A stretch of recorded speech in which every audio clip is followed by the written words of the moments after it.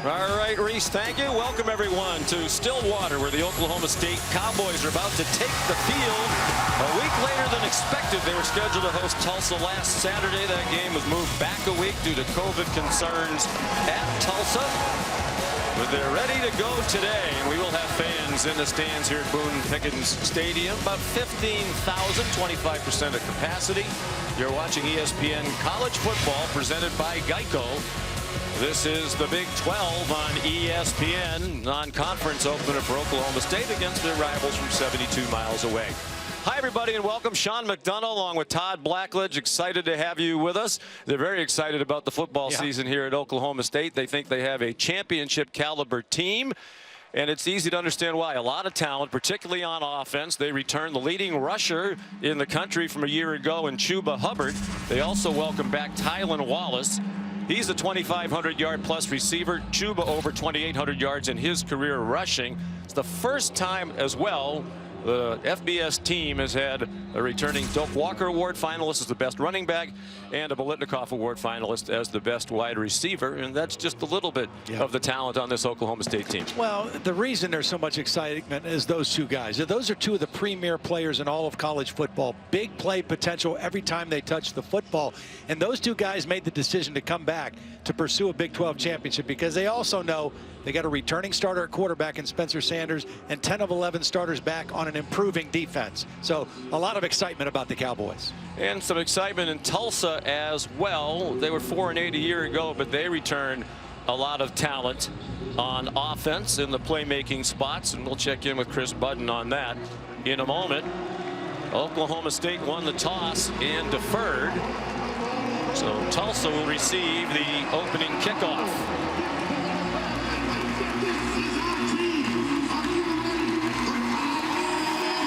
Jake McClure is the kickoff man.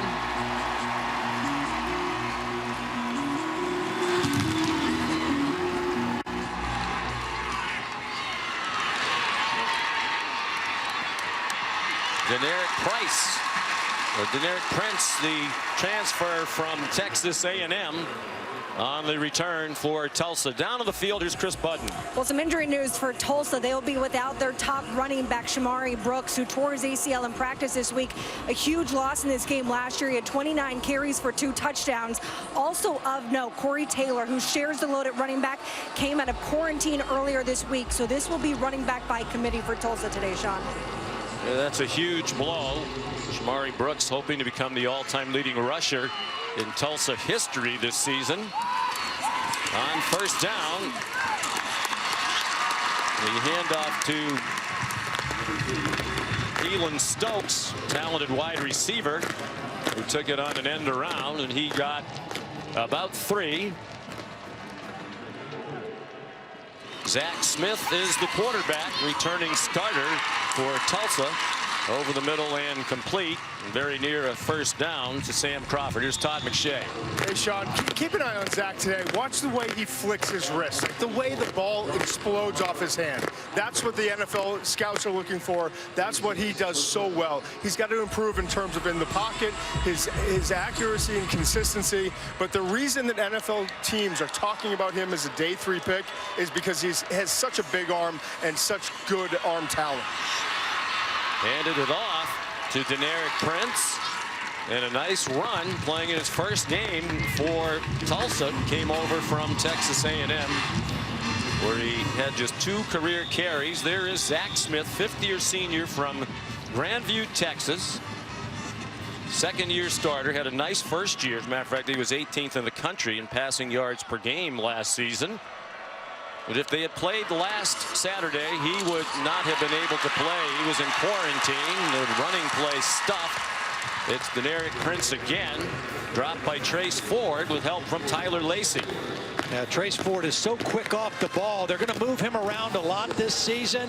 Had a great freshman year, as you see Cameron Murray, one of their starting defensive tackles, a little slow getting up, but Trace Ford, a very explosive first step off the line of scrimmage, and that time he just was in the backfield before they could get a hand on him.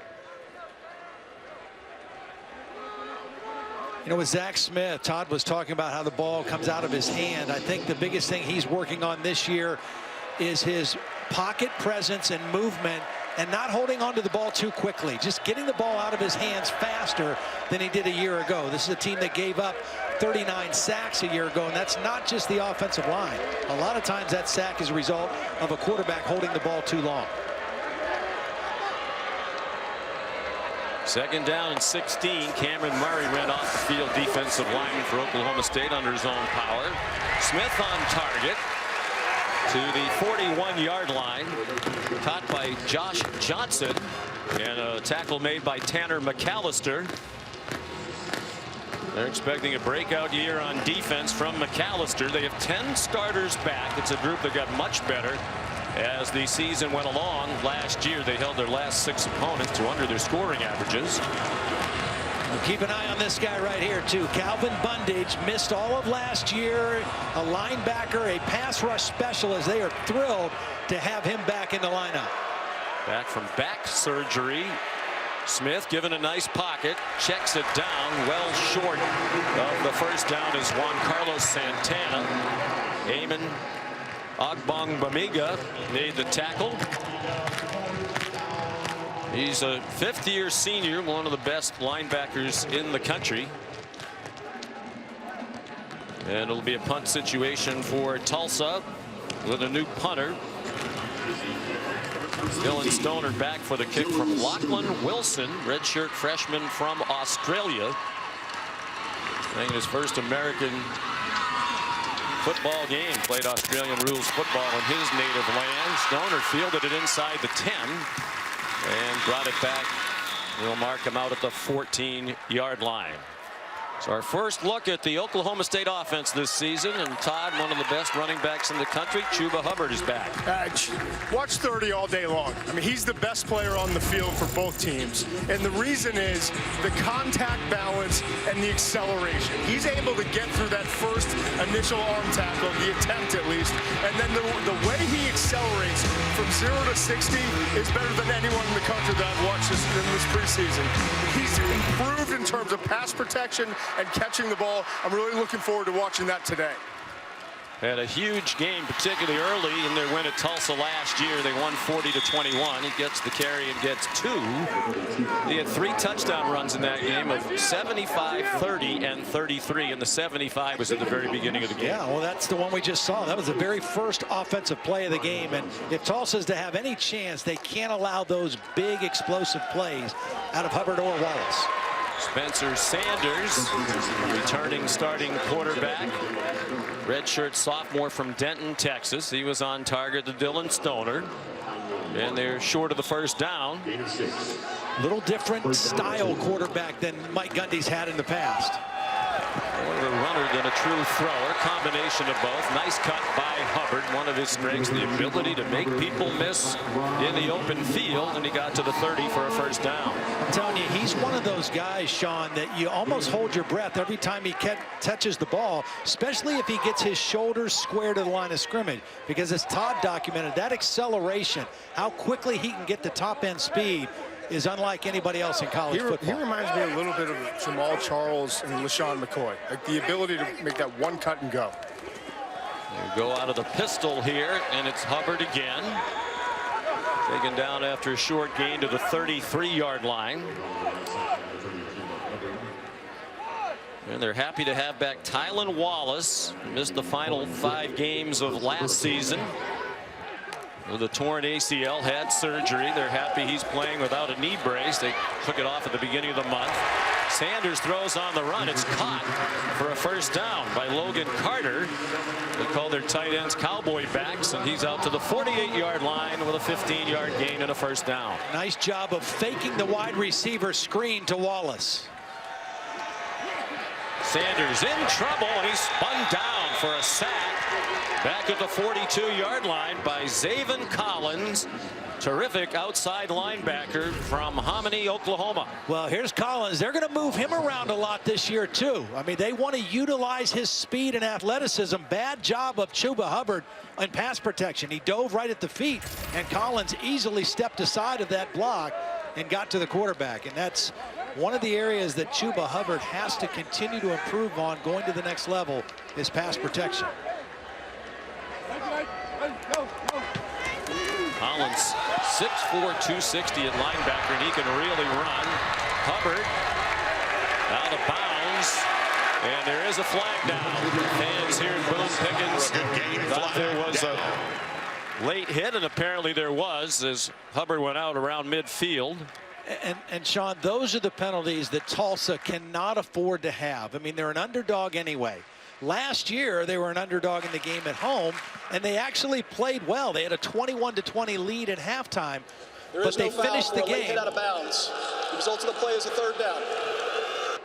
It was Kendarren Ray who made that last hit, and they waved off the flag, which is fortunate because now it's 3rd and 10 for Oklahoma State. But last year, Tulsa had 17 penalties for 156 yards in this game and really hurt them. They run a man off late. They were the most penalized team in the country last year. When you have 17 in one game, that doesn't help. And they're going to blow this play dead. They don't hear the whistles. Sanders flag down. And the public address announcer doesn't hear him either. Cowboy. 1st down and 10.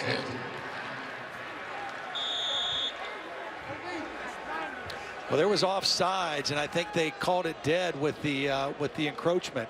Yes, they did. The official on the near sideline was running in to stop the play, waving his arms over his head. There's Philip Montgomery, the head coach at Tulsa. Admittedly under pressure this year, 9-27 the last 3 seasons, after they had a 10-win season in his 2nd year there. 4-8 last year.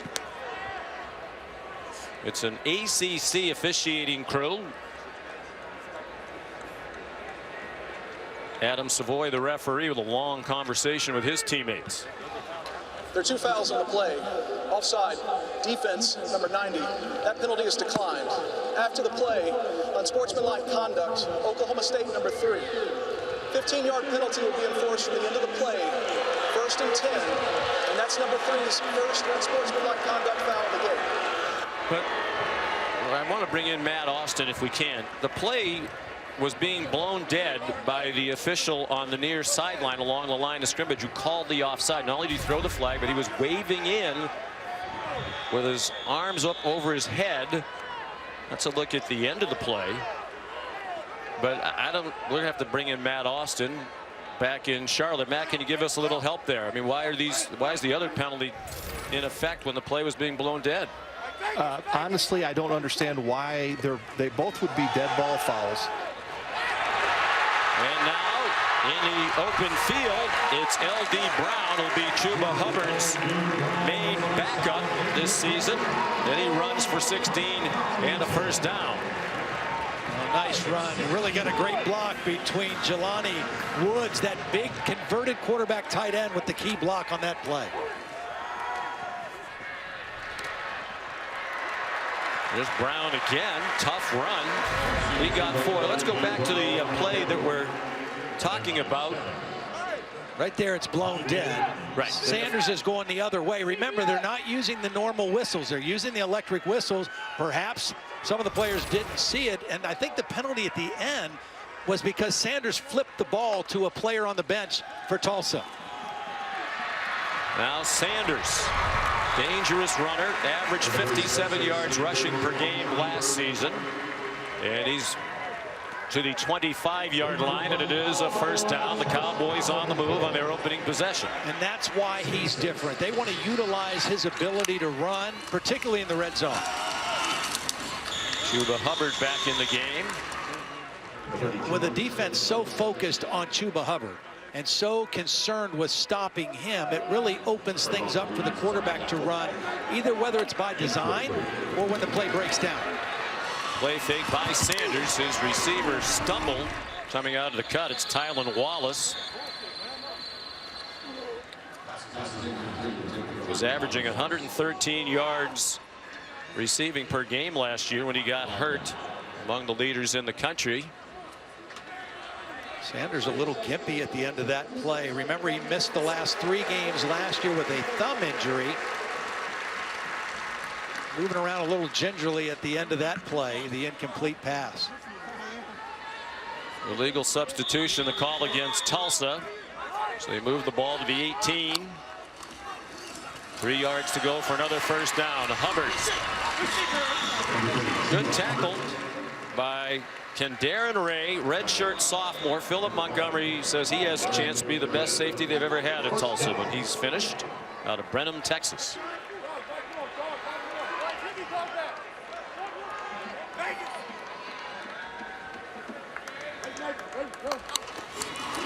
Eight minutes gone by, first quarter. Spencer Sanders slides down, takes the loss.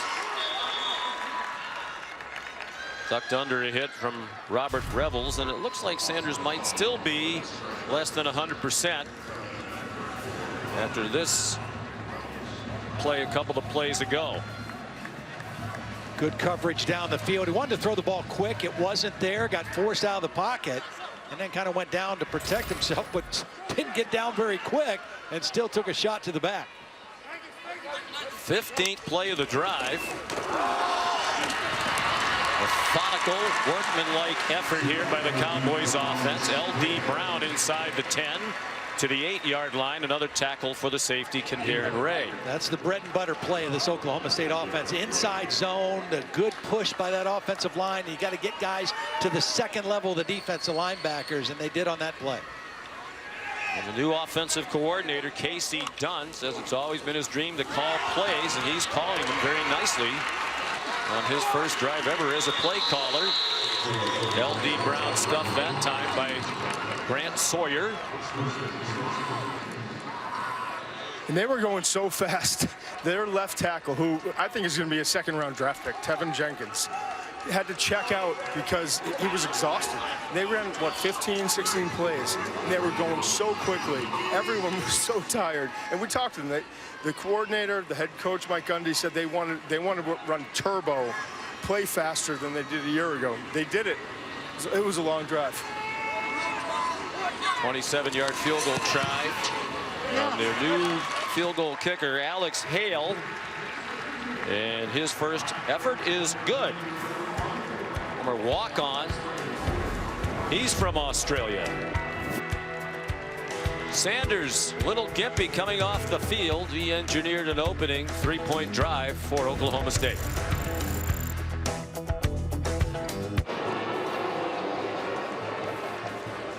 Back in Stillwater on a beautiful day, expected to get up into the low to mid 80s here in north central Oklahoma. Skycam brought to you by AT&T 5G. I think the fact that it is a relatively cool day is huge, because when these two teams played last year, it was a steamy day in Tulsa, and both coaches have serious concerns about the conditioning level of their football teams because of the way the offseason and the preseason camp has gone. Particularly Tulsa, they've had more stops and starts due to COVID-19 than have the Oklahoma State Cowboys. Jake McClure's kickoff down to Deneric Prince. And he's out of bounds at the 22-yard line. That's where Tulsa will begin on offense for the second time. Well, the Golden Hurricane began their preseason camp on August 7th. Just 5 days later, they had to pause for 9 days. They had at least 8 positive tests, others affected by contact tracing. They resumed on August 21st. 3 practices before classes began on August 24th. Then 7 practices in a 17-day span. And up until yesterday, just 24 practices in 41 possible days of practice. So they thought they had a good week this week. Practiced Tuesday, Wednesday, and Thursday. Zach Smith's pass incomplete. Trying to throw it out to Sam Crawford.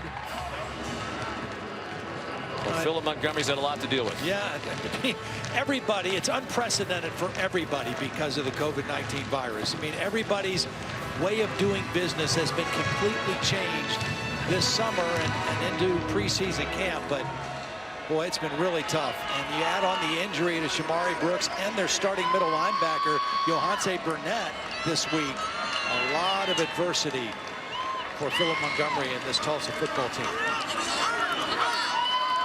Well, they thought Burnett was going to be a spectacular linebacker, to use Montgomery's words. Zach Smith given time, running out of time, got rid of it. Don't know if he was outside the tackle box. There was a receiver in the area, and that's what we were talking about earlier, that he needs to get the ball out of his hands quickly. That was good coverage. Here's Rodriguez here. Watch him as he gets pressure on Zach Smith. Right up the middle, beats the running back's block. And right now, Zach Smith's got to make a decision. The ball's got to get out. He does get it out, and fortunate to get away, get the ball out before sack. T.K. Wilkerson in at running back. Redshirt sophomore. Saw some playing time last year, rushed for 315. Smith under duress, finds some time, finds a receiver who has running to do for the first down, and Juan Carlos Santana dragged down, apparently just shy of the first down along the near sideline. Nice tackle by Tanner McAllister to prevent the first down. You know, you really are concerned in a first ball game about your tackling. You don't normally do a lot of tackling live in camp, and tackling in space. That was an outstanding play by Tanner McAllister, because it looked like if he doesn't make that tackle, that's an easy first down and maybe more yardage. They had the defense really spread out, but tackling in space, such a premium early in the season, and particularly in the conference that Oklahoma State plays in. Lachlan Wilson on to punt for the second time. Oklahoma State has blocked 25 kicks since 2013. Only Temple has blocked more during that time. Ball landed inside the 40 and bounced back. So it'll be good field position for Oklahoma State. They got 3 on their first possession of the season here in Stillwater. Great to see Tylan Wallace, a wide receiver, back for Oklahoma State. The thing that makes him so dynamic is he plays much bigger than his 6', 180 frame, because he's fearless and he looks for contact. Watch this play last year against Iowa State. He busts through tackles. He doesn't run away from contact. And then how about this grown man stiff arm at the end of the play? Breaks about 5 tackles on the way to the long touchdown. I expect to see them get him the ball in this possession. That first possession, heavy run. They'll get Wallace involved this possession. They wound up with 14 runs on 16 plays on the opening possession. Some of them were meant to be passes. Sanders pulled it down and ran. Trouble on the exchange with Hubbard, and the Golden Hurricane has recovered the fumble at the 36-yard line. It's Christian Williams, a returning starter in the secondary, with the first turnover of the game. It started with a bad snap. It's a high snap that Sanders has to grab with his right hand. Then it's a poor handoff because the timing was messed up by the snap. Never clearly received by Chuba Hubbard, and a big break for Tulsa. They forced 2 turnovers in the game a year ago and committed none on their own. And so this time, not only do they get the ball, they start in excellent field position on the Oklahoma State side of the field. New starting center, 4 new starters on that offensive line for Oklahoma State. Rye Schneider is the center, just 6 career starts, entering this his 5th season as a 5th-year senior. Zach Smith hands it off on first down. T.K. Wilkerson dragged down for a loss on the play. Here's Matt Berry back in the studio. Gentlemen, good afternoon. Checking in on some ACC football. Jeff Hafley, new coach, Boston College, taking on Duke. David Bailey right up the gut right now. BC up 7-0 early. All right, Matt, thank you. Here it's 3-0 Oklahoma State. 3.5 minutes to go in the opening quarter. Spencer Sanders limping to the locker room. Their starting quarterback. Zach Smith, the quarterback for Tulsa, started his career at Baylor, has a man open, underthrew the ball, and it was batted down, intended for Sam Crawford, deflected by Rodarius Williams, who looked like he had the best shot at it. There's a little hole between the corner and the safety, but that ball just has to have a little bit more lift on it. And Rodarius Williams at 6 feet was able to get up and get a hand on the football. There was a small window there to put the ball, but Zach Smith couldn't get it there. 5th-year senior from Shreveport, making his 40th career start, as you saw, most in the country among FBS defensive backs. 3rd down and 11. Likely not in field goal range, especially with the new kicker. Play clock running down. And it has expired. I believe Philip Montgomery got a timeout just before it did. He did. Tulsa. 3:07 to go, first quarter. 3-0 Cowboys in Stillwater. Welcome back. Oklahoma State quarterback Spencer Sanders is in the locker room looking at his right ankle. He had heavily taped it before that last possession, but then came off, let out a huge screen, threw his helmet away. It is now Ethan Bullock warming up. Wow. And looking like he'll go in when they have the ball back. Here's a big 3rd down and 11 for Tulsa. And the Oklahoma State 38 again. Whistles trying to stop the play. They can't hear these electronic whistles. This is the same thing that happened on the Oklahoma State first possession. The official on the far sideline threw his flag and ran in, waving his arms over his head to stop the play, but nobody heard the whistle. And this is only 25% capacity crowd, not 100%. Prior to the snap, false start, offense number 9, 5-yard penalty, replay 3rd down. Please reset the game clock to 3:07. And the snap. That's the replay with sound. You can hear how faint the whistle is. Yeah. They're not using the traditional whistles that the officials blow into. They don't want them spraying spittle around, but they need to solve this whistle problem. Yeah. It's happened for several weeks now. And I went back and looked at that play. I didn't see the illegal motion by the receiver, Sam Crawford. A little quick bubble out wide to Sam Crawford, and he's chopped down at the 37-yard line by Tanner McAllister, who's had a nice first quarter for Jim Knowles' defense. We talk about that Jim Knowles defense. I mean, he really felt like towards the end of the year, they really contributed to their team's ability to win. You talk about putting stops together, particularly in the Big 12. If they get a stop here, not only is it 3 consecutive stops to start the game against a good Tulsa offense, but it's also a sudden change stop after the turnover. Saw 94 Trace Ford. He's a dangerous pass rusher. They're going to go for it on 4th down and 10. Smith on target, but it doesn't look like they got enough for the first down. Josh Johnson tackled about a yard shy by Trey Sterling. And Oklahoma State takes over on downs. Well, what we have seen so far out of this Oklahoma State defense is really nice tackling in the open field. I mean, these are some fast and dangerous receivers out in space that Tulsa has. And that time it was Sterling with the nice open field tackle. We saw McAllister on the possession before. And now we're going to see a new quarterback. Ethan Bullock is in his first year here.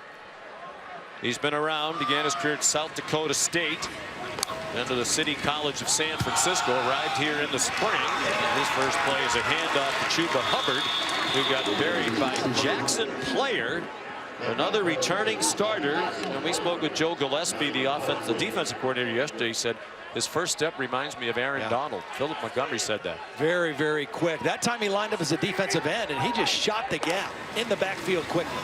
3 receivers way over by the sideline on the left, and it's Hubbard just trying to weave his way through the middle. He got the lost yardage back with 1 more. Now, don't know how much Joe Gillespie knows about the new quarterback, but certainly the running threat probably different than it was with Spencer Sanders. So a lot more attention now going to be focused on those 2 dynamic playmakers, Chuba Hubbard in the backfield and Tylan Wallace, the wide receiver. 3rd down and 9, a minute and a half to go in the first quarter. Bullock wrestled down from behind by Anthony Goodlow. What a great defensive possession. After failing on 4th down, this is a 3-man rush. This is the core defense they have.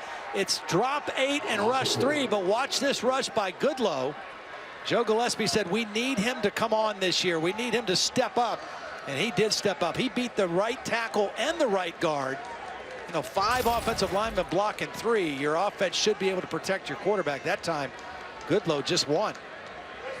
So Tom Hutton on the punt. Keelan Stokes, dangerous punt returner, back deep. More than 3,000 career all-purpose yards. Good punt by the returning starter. There's a flag down on the return, probably for an illegal block. Stokes went out of bounds across the 40. Jason Taylor made the tackle. Number 2, Keelan Stokes on the return. Yeah, I think it is an illegal block and really kind of an unnecessary penalty on Tulsa because the punt return was a low During punt. the return, he was already starting. Illegal block in the back. Receiving team, number 21. 10-yard penalty from the spot of the foul. First down. Miami defeated UAB in its opener, and Louisville handled Western Kentucky, led by a career-high 343 pass yards from Louisville's fine quarterback Malik Cunningham. When's the last time Miami had a quarterback like Tierra King? Whew. He's dynamic. Transfer from Houston. Instant difference maker for Miami. Wilkerson a short gain. Here's Matt Berry. After the play fake, Zach Smith in trouble. And he did well to get about 3 on what will be the last play of this first quarter. And that was a heads-up play because that was an RPO quick throw. It wasn't there, and he did the best he could to get something positive out of the play. 3-0 Oklahoma State. The season is underway for the Cowboys and the Golden Hurricane in Stillwater. Back in Stillwater, Tulsa promoting heavily the fact that it had the second most returning rushing yards career in the country behind only Clemson. Big part of that, Shamari Brooks, 2,700 career yards. Corey Taylor, 1,490. Neither one of them has played today. Brooks out for the year with a torn ACL earlier this week. Taylor coming out of quarantine. He looks fancy on that sideline, but he hasn't touched the ball yet. Very different runners. Taylor a much heavier runner, but I love Brooks, and he was great against Oklahoma State last year. Those are huge losses. Zach Smith on 3rd and long, going into single coverage for Josh Stewart. Jarek Bernard Converse had the coverage. Very solid defensive start for Oklahoma State. That was just zero coverage, all press man-to-man, nowhere to go with the football for Zach Smith. Great coverage downfield, and now 0 for 4 on 3rd down. Tulsa is, and again, this Oklahoma State team with championship aspirations, it has to do with their exciting, dynamic offense, but also a much improved defense. Seen in a lot of these first games, the defenses seem to have the advantage. Lachlan Wilson, they came after him that time. Dylan Stoner, fair catch just beyond the 35-yard line. Helpful for our preparation for this game. There have been 5 or 6 episodes so far. Very well done. I think Oklahoma State has to try to stretch this defense. Even with the backup quarterback, they have to attack downfield. That's their MO. That's how they like to play football. We've yet to see a ball travel down the field here in the ballgame. Still with the backup quarterback, Ethan Bullock. Spencer Sanders limped to the locker room a moment ago. That pass is high near sideline for Braden Johnson. Coach Dunn tells us is perhaps the fastest man on the team, maybe even faster than Chuba Hubbard. Caleb Evans, the cornerback, had the coverage. That time Tulsa double covered Stoner and they double covered Wallace. Out of the pistol. L.D. Brown out to the 44-yard line. They'll need 2 more. Tulsa's basically the poor man's Legion of Boom, too. I mean, they've got 6'3", 6'4", all across the board in terms of their defensive backs, but they are not going to let Wallace get vertical, and that's exactly what Oklahoma State wants to do. He is so good, even though he's a 4.55 40-time guy. He knows how to get down the field and track it vertically, but they're not going to let it happen because of the double teams that they're giving with these long defensive backs. Wallace doesn't have a catch yet. Play fake on 3rd down and 2. Bullock not very mobile, and it's the blitzing Zaven Collins, the star of that defense, who dropped him for a sack, and it'll force 4th down. Watch this. He just times it perfectly. He waits 1 beat and then goes right between the guard and the tackle. And they were late in reacting. That's good speed, but more than anything, just the timing of the blitz, waiting that half a beat before he got to the backfield.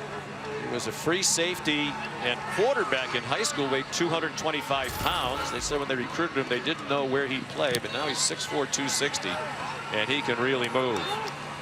Good punt, and a fair catch made by Keelan Stokes off the boot from Tom Hutton. He told us, too, when we talked to him, he said, what do you want to do better this year? He says, I got to get in the backfield more. That's twice today so far he's been in the backfield.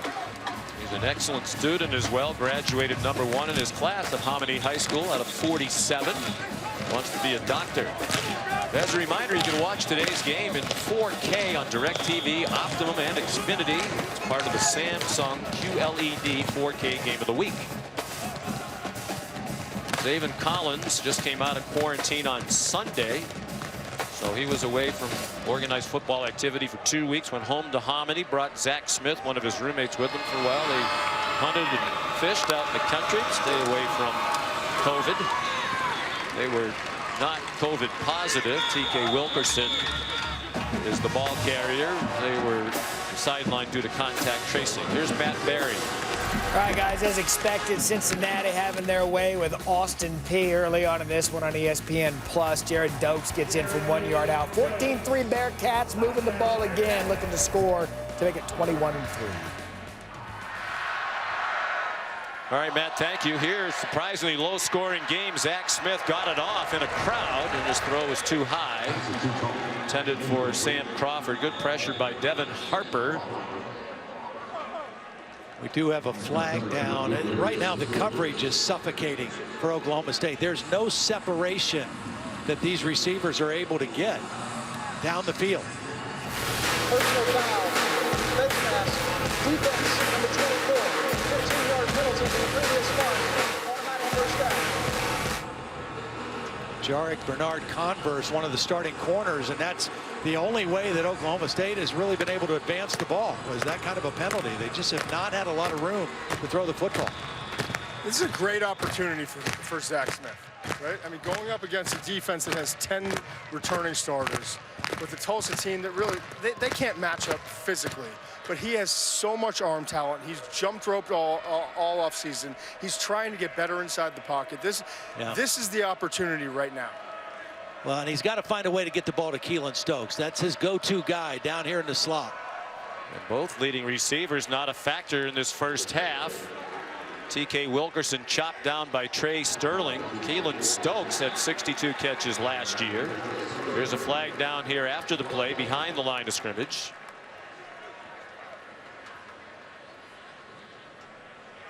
This rivalry dates back to 1914. Oklahoma State has dominated. Holding, offense, number 47, 10-yard penalty, replay first down.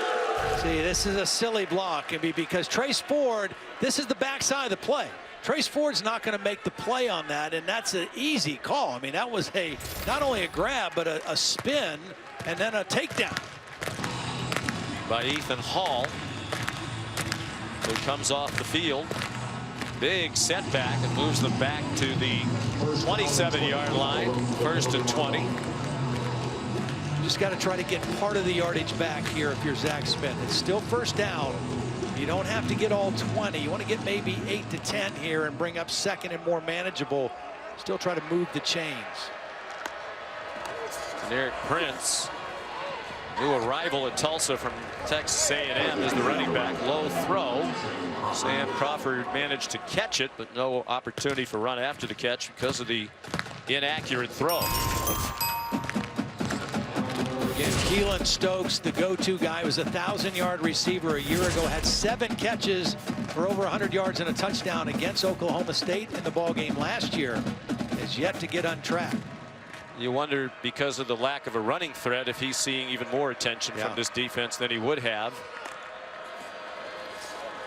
Smith hasn't been particularly accurate. Here's Prince turning the corner, and it's a first down to midfield. Well, they were back at first down and 20, and they managed to move those chains. Another tackle by Tanner McAllister. Yeah, they really got the edge sealed. Jaden Muskrat, the left tackle, and James Palmer, the tight end, with a great job blocking on the edge on that play.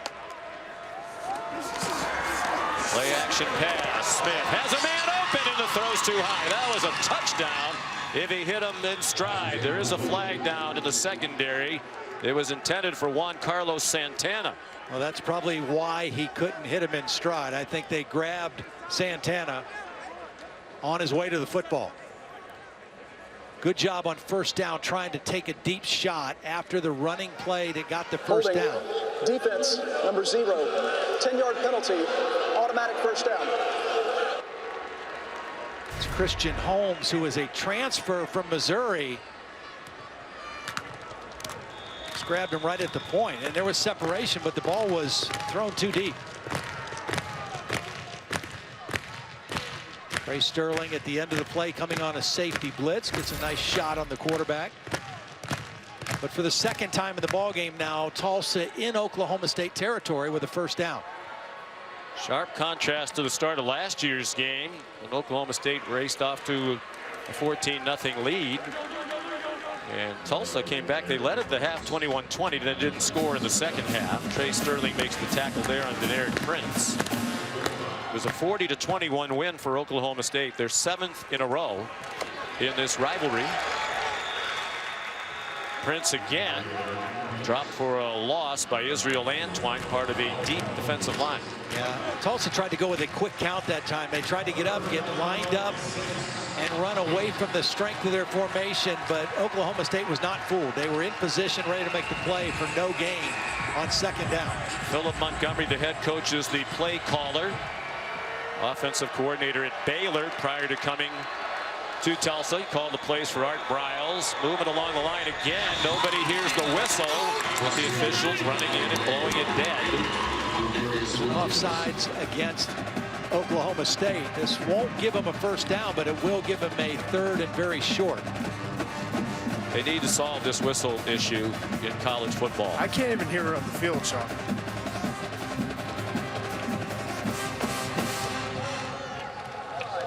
Defense, number 20, came into the neutral zone, causing an immediate reaction by an offensive lineman. 5-yard penalty. It's still third down. You know, and they've tried, originally they told the officials to wear the electronic whistle on their belts. Then they told it to hold them in their hands, hold the buzzer down longer, but all of these solutions are not solutions. So a big penalty. Oklahoma State really helping this Tulsa drive. 30 penalty yards against the defense. TK Wilkerson lowers his head. They just can't get anything going of substance in the run game. Colby Harville-Peel, outstanding safety up there at the line to stop that play. I thought they might try to throw on that third down with the idea of going for it on fourth down, but they tried to slip the run play, and I think they lost yardage on that play. Great penetration by the Oklahoma State defense. Now you almost have to throw it on this play because it's 4th and about 2. Again, no Shamari Brooks, one of the leading rushers in school history. Certainly would have been a factor, you'd think, on that 3rd and 1. So far, no Corey Taylor. He would have been their second rusher. Zero coverage look coming after him. They go to the ground, and Wilkerson powers ahead for the first down. Redshirt sophomore just outside of Tulsa. Malcolm Rodriguez made the tackle. Watch the movement here is just going to hold defenders enough to get the run in there. The movement freezes a couple defenders just enough, and then he runs through the tackle of Malcolm Rodriguez. Young, inexperienced offensive line. Wilkerson again, tackled by Rodriguez again. The veteran of the offensive line is Chris Paul, the right tackle, making his 21st career start. Nobody else other than the center Wheeler, who started 12 times, has double-digit starts. In the flat, Wilkerson, great tackle by Rodriguez, the former wrestler, and Jim Knowles said that's why he's such a great tackler. He knows how to get people on the ground from his wrestling background. 3rd down and 1. They line up to go quickly. Smith keeps, and like the last 3rd and 1, it's a 1-yard loss. Antwine with penetration, and Rodriguez, as he is on almost every play, in on the play. Well, yeah, it was Rodriguez again. That time they ran a little stunt, so they had the back taken The quarterback kept on his own read, but Rodriguez was working outside and was right there to wrap him up. Another 4th down situation. Looks like they may kick this one. Try to get even in the game. Again, last year at this time they were down 17. Right now they're going to try to even it up at 3 apiece. Unproven kicker Zach Long, and they're also running out of time here. They got to call timeout. They just got it off. Well, and they called timeout called by Philip Montgomery just before the snap. Unfortunately for him, the kick wound up being good. Long's a senior, but he's a walk-on who's had only 1 attempt in his career. That was last year at SMU. He missed a 42-yarder.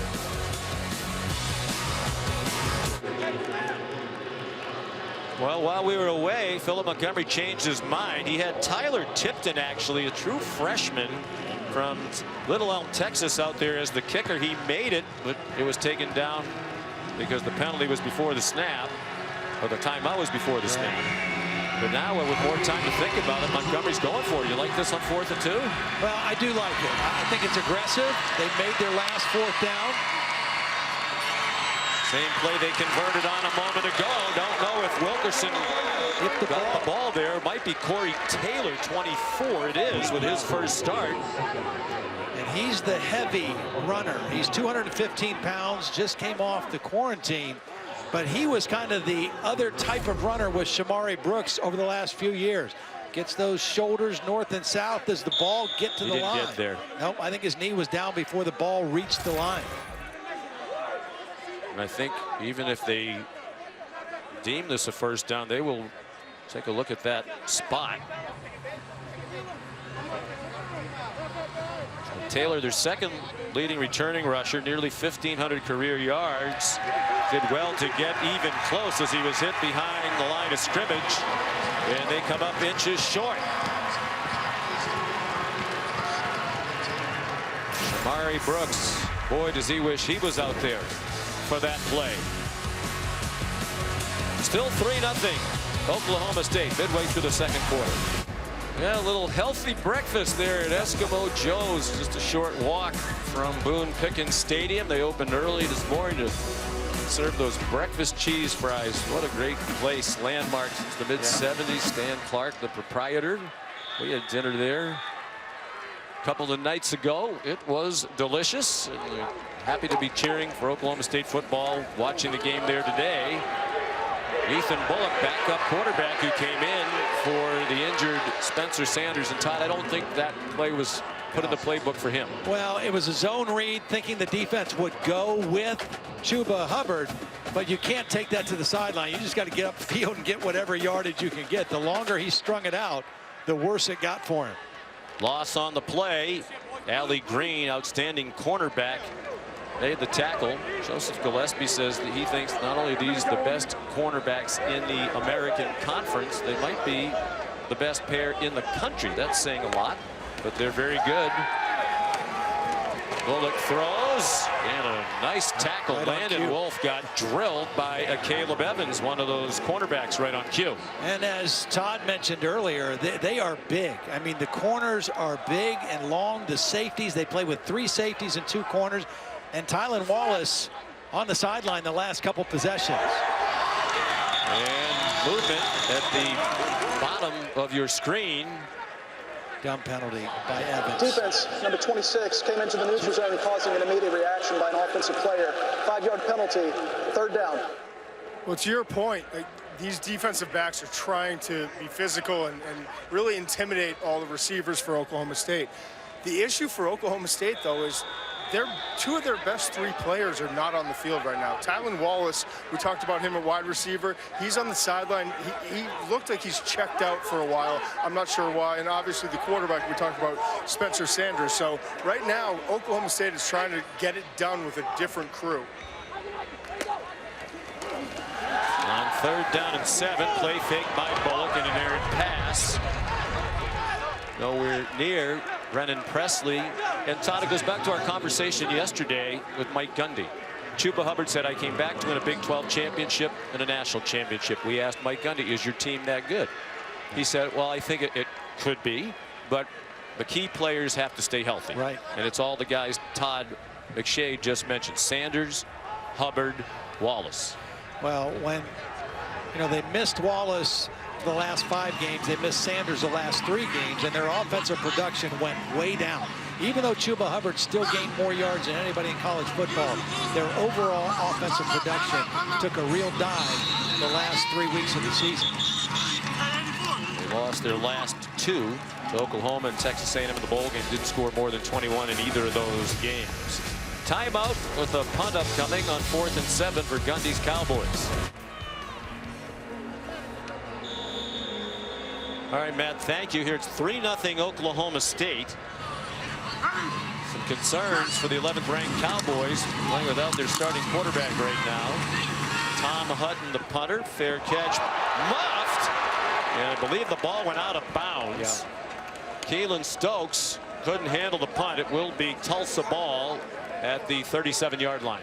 I think when Tulsa went for the 4th down and failed, they know their defense is playing really well, and a big reason is because Spencer Sanders is out of the game. They've controlled Chuba Hubbard, Tylan Wallace with no catches, and last year it was the big plays that really did in Tulsa. They had 7 plays of over 20 yards a year ago. 5 of those went for long touchdowns. So far, no plays over 20 yards for Oklahoma State, and 3 runs over 10 plus. That's it.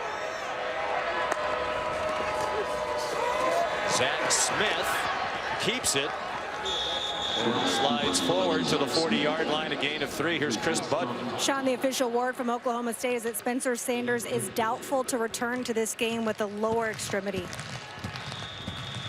And you wonder if there's something wrong with Tylan Wallace as well, coming back from knee surgery. And Eric Prince, the running back, the newcomer from Texas A&M.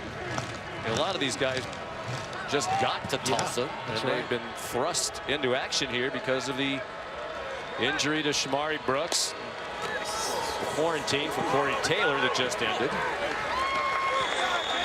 Prince again for 2 more. Guys, I have been watching Tylan Wallace this entire time. He has not received any medical attention. He hasn't been working on any parts of his body. He has his helmet in his hand. I have seen some people go give him fist bumps, but he doesn't look as if he's in any pain. I'm sure they're trying to monitor his at-bats right now because he's just back. But he is certainly a key part of what they want to do offensively. This is an offense in Oklahoma State that has under 100 yards total here in the first half so far. Play clock running out. Oklahoma State had a field goal drive. First possession went 76 yards. They have 5 yards of offense since. Low throw. Good catch by Keelan Stokes. Really a smart throw by Smith because Trey Sterling was closing quickly. And if that had hit the receiver in stride, it might have been a pick 6 instead. Yeah, I'm not sure either one of us or anybody of the 15,000 people here expected a defensive slugfest, but both defenses have dominated the game. Oklahoma State has just been suffocating. 0 for 7 on 3rd down. Tulsa is with a veteran quarterback and some talented receivers, and therefore the 3-0 score with 4:10 left in the first half. There's Lachlan Wilson again. End over end punt. Some room for Dylan Stoner on the catch, and some room along the near sideline. Out of bounds near midfield. It looked like he went out just shy of midfield at the 49. They're going to give him about 4 more yards than that. 3:54 to go in the first half. 3-0 Cowboys.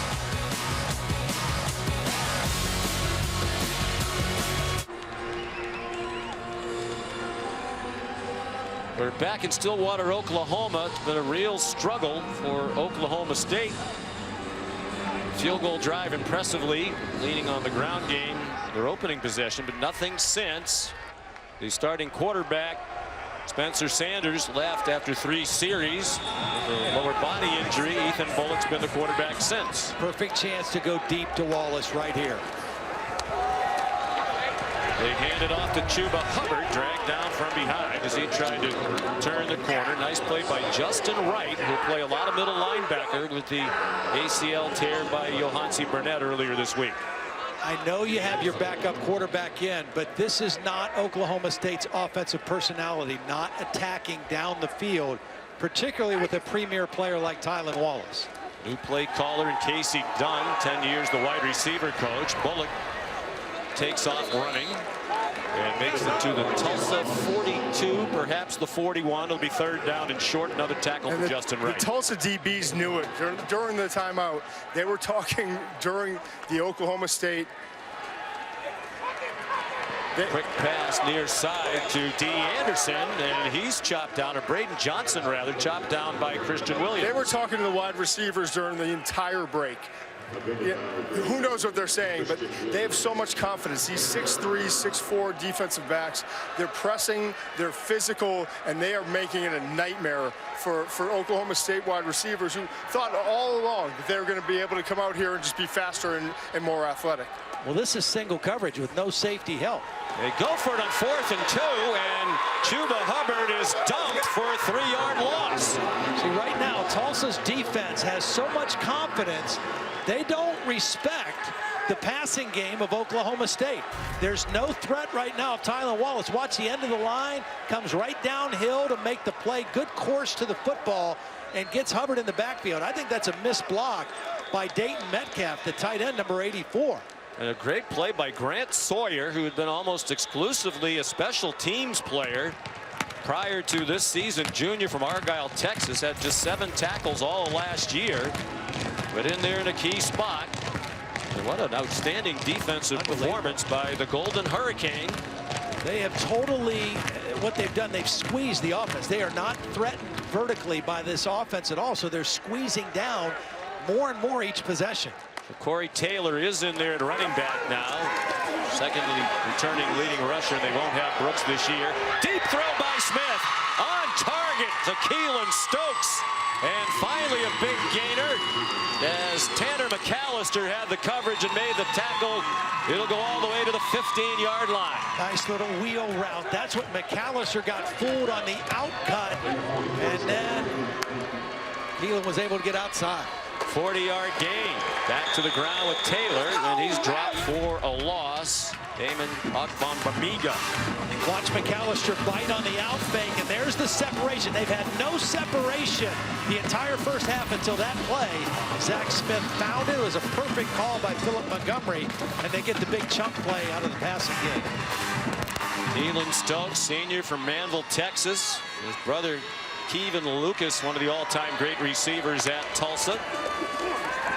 They fake to Taylor. He stayed in the block. To the end zone. Caught for a touchdown. Josh Johnson gives Tulsa the lead. This is an NFL throw right here. I mean, this is good coverage. I think it was Trey Sterling in coverage. And watch where Zach Smith puts this football for his receiver, Josh Johnson. I mean, he throws a perfect throw that only his guy could make a play on. A minute 38 to go in the half. It's Tulsa, 22-point underdog, with a 6-3 lead with the extra point to come off the foot of the true freshman, Tyler Tipton, kicking in his first collegiate game out of Little Elm, Texas, small town in the Dallas-Fort Worth area. And his kick is good. This is a little corner route with an underneath route below it, and this is good coverage. I mean, he is not wide open, but the throw is perfect over. It was not Sterling, it was Kobe Harvell-Peel, the safety, that was in coverage, and the throw over his outstretched arm. 1 foot's all you need down. A perfect throw as Tulsa capitalizes with their 2 best passing plays of the entire first half to take a 7-3 lead. Zach Smith. Beautiful throw, his first touchdown pass of the season.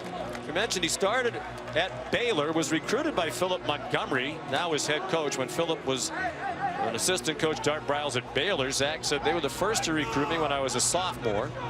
Zach went to Baylor, play for Art Briles. Philip Montgomery left Baylor to become the head coach at Tulsa. They had a relationship when there was a coaching change at Baylor. Smith was looking for somewhere else to go, and Philip Montgomery's glad he came to Tulsa. And he's glad that he's back for the second year. He really thinks the guy is going to be an NFL guy, thinks he's going to have a great season. And those two throws back to back on this drive were impressive. You wait, you bide your time. Oklahoma State's playing great defense, and when you get some separation and a chance to make a play, you strike.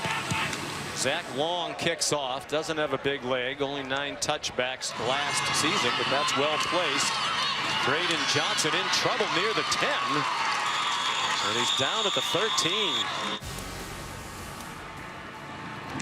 Don't want to give away one of their stories, but I think Ohio State's going to open with Nebraska. That'll be a marquee matchup right out of the gate. Let's see how they play it with 1.5 minutes to go, and the offense sputtering. The backup quarterback in there, and it's Chuba Hubbard trying to break one and could not. You know, Philip Montgomery, when we talked to him yesterday, he said, I think we have a chance to be really good on defense this year. He loved his quarterback. Of course, they hated losing Shamari Brooks, but he liked his defense. And boy, have they played well this first half. Not a lot of starters back, but some experienced players. Chuba Hubbard, the ball carrier. They lost 2 players to the NFL draft, which has been a rarity in recent years, especially from the defensive side of the ball. Reggie Robinson drafted in the 4th round by the Dallas Cowboys. Trevis Gibson made the Chicago Bears a defensive end. It had been 8 years since they had a single player drafted. Oklahoma State has to they have to find a way to get Wallace the ball. I mean, because right now Hubbard does not have a lot of breathing room. They are really zoned in on him. They don't have to worry about the quarterback run threat. They've got to find a way to get 2 involved and stretch this defense a little bit vertically. Oklahoma State just wants to get into the locker room and regroup. Playing without its starting 2 of the NFL schedule on Monday Night Football on ESPN, ABC, Deportes, and the app. Monday Night Countdown kicks off the coverage, 7:30 Eastern Time. 3rd down and 3. Chuba Hubbard. They got enough for the first down.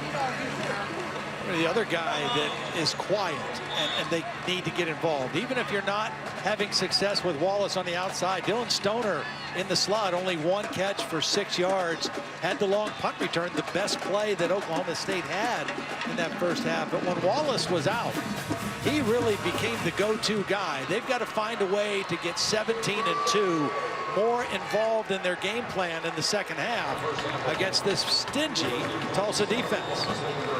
They ran 33 offensive plays, 27 runs. Very conservative, particularly when they put the backup Bullock in there.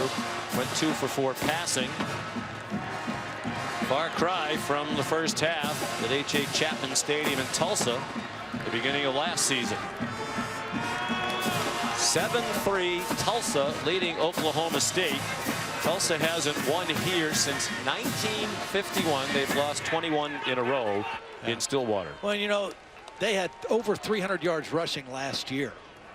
Down to the field we go. Here's Chris. Coach, what can you tell us about the status of Spencer Sanders? What? What can you tell us about the status of Spencer Sanders?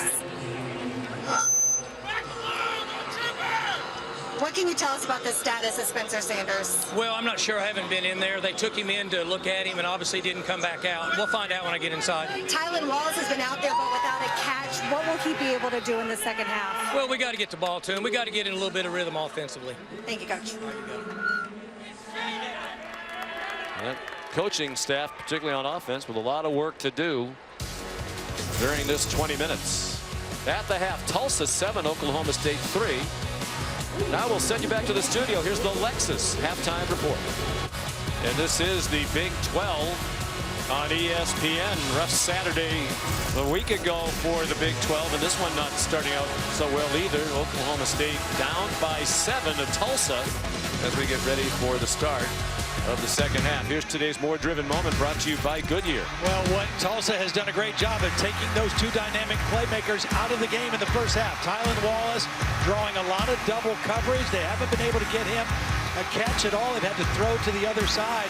And then Chuba Hubbard, who had 256 yards and 3 touchdowns against Tulsa a year ago, nowhere to run, no big plays, only 32 yards rushing. So Tulsa has done what they needed to do, eliminate the big plays and stop Chuba Hubbard. So the obvious question, how does Oklahoma State get the ball to Wallace and get Hubbard more productive? Well, with Wallace, I think they have to see whenever they get single coverage opportunities, they got to take some shots. Because remember, last year, he had the 90-yard touchdown catch. He also drew 4 defensive pass interference penalties when they tried to throw him the football. They got to give him some opportunities, and they've got to be better on first down. They only had 1 play that was over 4 yards in that whole first half on first down. Have to be more productive. Zach Long kicked off. Braden Johnson, one of the fastest men on the team, to the 26-yard line. Here's Chris Budden on the field. Yeah, Philip Montgomery really pleased with his team's energy. I listened to Zach Smith coming out of the tunnel. He was hyped with his team, telling him, we got 30 minutes, guys. They were at this point last year against Tulsa, the Oklahoma State. Corey Taylor is available for the entire second half, and then Ethan Bullock will be coming out for Oklahoma State today. Well, this could be huge for a coach who is likely fighting to save his job, Philip Montgomery. They had some heartbreaking losses last year. Missed a 29-yard field goal at the buzzer that would have beat a very good Memphis team. Blew a 30-9 lead against SMU. Lost in 3 overtimes. Ethan Bullock still the quarterback. They go right after Wallace. Battle for the ball with Allie Green. There is a flag down on that play as well. And they rule it Oklahoma State football on a catch. Let's check out the flag. That's what you have to do. That's what happened last year. The first 3 times they tried to throw downfield to him against bump and run, he drew defensive pass interference. That's exactly what happened here. But you see his strength, and he likes contact. He's going to go up and fight for the football regardless. But give him a chance. When there's not double coverage, you have to give him a chance. Number 12, that penalty is declined. Result of the play is a first down. He's 6 foot 190, but I honestly don't know that there's a more physical receiver in college football. Usually it's a 6'3", 220-pound guy. This guy is so good contested catches and after the catch. I love that. Here's Chuba Hubbard. Managed to avoid a loss. Got to the line of scrimmage before he got dragged down by Tyree Stevenson, the man they call Big Cat, who splits time in the middle of that defensive front with Jackson Player. Far cry from last year when he ran all over the field in Tulsa in the first half. Ethan Bullock, the backup quarterback, only arrived in the spring out of junior college, and he runs out of bounds with a 3-yard loss, chased out by the terrific linebacker Zaven Collins. Yeah, Zaven Collins has been outstanding today. Talk to us about wanting to get in the backfield more, be utilized on blitzes more. They are really taking advantage of his versatility. Goes as a sack, the 5th of the day for Tulsa. They switched to the 3-3-5 defense. This is their 3rd season in it. They've been improving each year. It's a screen going nowhere. Except in reverse. Zaven Collins ripped down Chuba Hubbard. 8-yard loss. Zaven Collins just read that perfectly. Take a look at him right here. He's got eyes on Chuba Hubbard. It's a 3-man rush. They're dropping 8. He's very smart. He gets past the block of the wide receiver and right into the backfield, and another negative yardage play created by this Tulsa defense. Such a good feeling. He was stalking him the whole time. The second the ball came out, you could see his eyes. He was so excited to go make that tackle. Tom Hutton, the punter. End over end, fair catch signaled by Keelan Stokes, who muffed one in the first half. Fielded that one cleanly. And they'll start at their own 23. The Golden Hurricane offense, led by Zach Smith. Pretty good first half, 11 of 15. He had to throw underneath. They weren't very good on 3rd down, but when he got a couple opportunities to get the ball downfield, he made back-to-back perfect throws. This one for the touchdown that gave him the 7-3 lead. He's been patient. He's not taking sacks. The only thing they've got to do better, and he's got to do better, they have to be better on 3rd down. 0 for 7 in the first half on 3rd down. In the long run, that's not going to get it on the road against a good team. The only touchdown in the first half. Smith to Josh Johnson, the Iowa State transfer, for 16 yards after the big gainer to Keelan Stokes. Then Eric Prince, in his first game for Tulsa, ripped down by Malcolm Rodriguez, a gain of 3. You know, everything we read that Philip Montgomery said when he talked about the running backs, he said it's the most depth we've ever had in the running back room. Little did he know it was going to have to come into play so dramatically in game 1. Without Shamari Brooks, if you tuned in late, Tulsa's leading rusher a year ago, 5th in program history in career rushing yards, senior from Tulsa, tore his ACL in non-contact drill in practice earlier this week. Here's Prince, big gain down the far sideline. Let's see where they mark him out. There's a late flag thrown near the 40-yard line, well past the first down marker. I think it's going to be a holding on the wide receiver blocking downfield. They had the edge sealed again. That's the second time they got to the edge on that left side.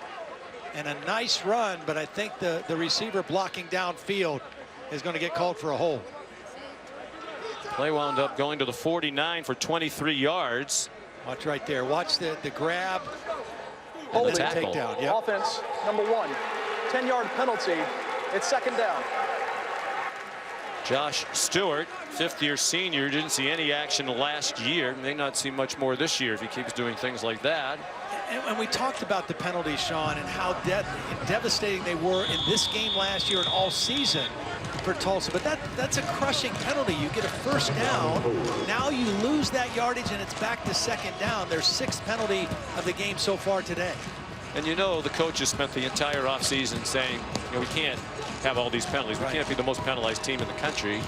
When you lose a lot of close games, as they did last year, that can be the difference maker. But they're not off to a good start. Trying to improve that today, and there was no question about that call. You know, you're playing well. You're doing a lot of good things. You're playing hard, but you're self-destructing with some of those kind of penalties. And you just add that pressure on you.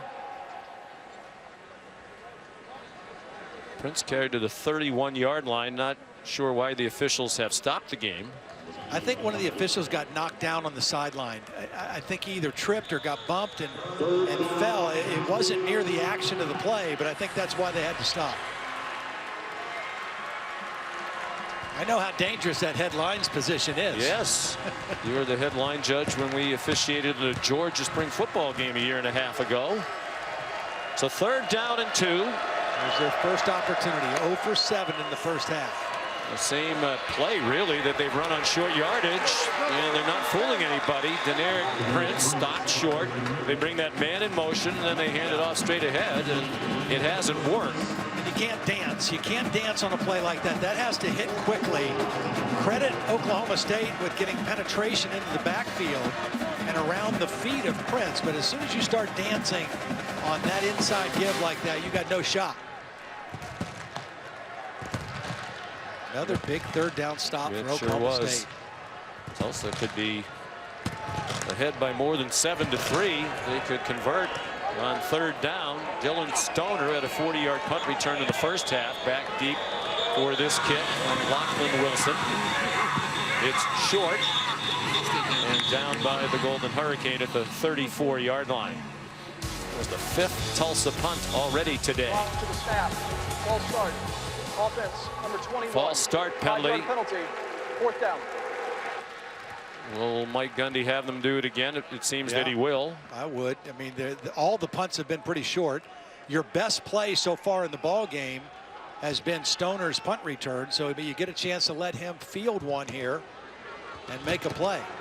And probably get better field position as a result either way. You made the point a couple of times. Conditioning always a concern, particularly in the early season. Both coaches concerned about it because of the disruption to their preseason routines with all the COVID protocols. Stoner a fair catch. They picked up 3 yards by making the punt for the 2nd time. 7-3 Tulsa. We're in the 3rd quarter in Stillwater. Chuba Hubbard out of the Edmonton, Alberta area led the nation in total rushing yards last season, more than 2,000. 1,255 of those after contact, most in 5 years in FBS. 15 rushes of 30+, but totally stifled today by this Tulsa defense. Oklahoma State comes out throwing. Ethan Bullock, the backup, still in there. He threw to Dylan Stoner, and Caleb Evans made the tackle after a gain of 2. Yeah, what Tulsa's done a great job of is they've not allowed Chuba Hubbard to get that first step, to get into that acceleration mode. There's a hole there. I guess the other question would be, Todd, the play of the offensive line. Yep. 4 new starters. They have the returning veteran in Tevin Jenkins, who you and Todd McShay both liked a lot. They thought Dylan Galloway would be a starter. He decided to retire an offensive tackle due to injuries. But that's a new group up front, largely. And here's Wallace one-on-one again at the top. Can they get a shot to him? How much do they trust Bullock? They do take advantage of that one-on-one coverage to Stoner. And there's a flag down in the Tulsa sideline over there. Hates that call. Philip Montgomery went sprinting down to holler at the official who threw the flag. Well, he had his choice. He had Wallace on the slant. Defense number 7, 15-yard penalty, automatic first down. And he had Stoner running to the outside. But you see press coverage. They're trying to be very physical with both guys. He made the right choice. That is very petty as far as contact. Yeah, I don't like that. I don't blame Philip Montgomery at all. That is very, very petty to call pass interference on. I don't think it obstructed him. It didn't obstruct him getting to the football. We can see Matt Austin at home in Charlotte. Did you think that was a good flag? Matt, can you just give us a thumbs up or thumbs down? On the ball carry, it's Chuba Hubbard. And Matt gave us a 50-50 gesture there. That's immense. Hubbard dropped by Kendaren Ray, who led the Golden Hurricane with 7 tackles in the first half, living up to the advanced billing the coaches gave us about him. See, that's a perfect example. Hubbard moving to the sideline, doesn't get his shoulders square, doesn't get to accelerate. Just a 3-man rush in that 3-3-5. Hubbard catches it. That's just a 1-yard gain. They want him to be more involved in the passing game, and he's worked very hard on catching and route running. Yeah, and they're trying to do everything they can to get him to stick his foot in the dirt and accelerate upfield. That's what really where he's best, when he can get upfield because of the acceleration. Tulsa's doing such a great job of getting him east and west rather than north and south. Yeah. Playing without Spencer Sanders, their starting quarterback, who left after a turnover and a missed handoff. Apparent leg injury. And Bullock, his stand-in, goes down. Cullen Wick, who they expect to replace the now Chicago Bear, Trevis Gibson, with the sack. Well, again, 3-man rush against 5 defenders. There's only 3 guys rushing the quarterback. 3 versus 5, the offensive line should win. And it doesn't. And Cullen Wick is the only guy that drew the single coverage. He was working on the guard, and he's able to win. Bullock had a little time there. He did. He was in the pocket for a bit. He just ran out of time. But 6 sacks now for Tulsa. They had 14 sacks all of last year, the entire season. 122nd in the country. Hutton punt. They couldn't down it. Stoner down there trying to rescue it. It was just a yard or two too long. Nearly midway through the 3rd quarter, Tulsa still leading number 11, Oklahoma State. Players matter to me. And Todd Blackledge, we should point out, Chuba Hubbard said he regretted tweeting before he reached out to Mike Gundy. They both said this is long since past them. They had a number of conversations. The conversations continue within their program. I don't think that's a factor today. I just think they're playing bad football against a team that's much improved over a year ago. Zach Smith under pressure from Cameron Murray threw it away. Yeah, I would agree with that. I think when we talked to both Mike Gundy and more importantly when we talked to Chuba Hubbard, you know, he seemed to think we're past it. Things are better. It started some good conversations. It's been good for our team. And just like everybody we've talked to, teams feel closer through the conversations that they're having right now in their locker rooms. And both teams said that. Every Sunday, Tulsa's been having what they call reflection meetings when players get up, talk about their life experiences, learn more about each other. Hand off to TK Wilkerson, did a nice job to avoid a loss and turn it into a 7-yard gain. Didn't you get the feeling Chuba Hubbard didn't even want to talk about it with us when we brought it up? But yeah, and I think he was ready to put it behind, focus on the season, focus on their goals, focus on what their team wants to do. And I think that's one of the reasons the reflection meetings that Tulsa's having, the continuing of conversations is so important, because a lot of people thought once they start playing and they zero in on that, they might stop talking, stop having those conversations. That's not happening. They're keeping it as a part of their regular weekly schedule. Trying to substitute on defense with 4 seconds left on the play clock.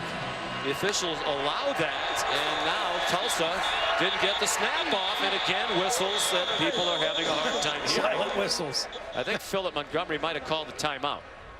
Well, he's had to use every timeout he's used in this ball game so far. Prior to the snap, in duress situations, Tulsa, you know. they're first.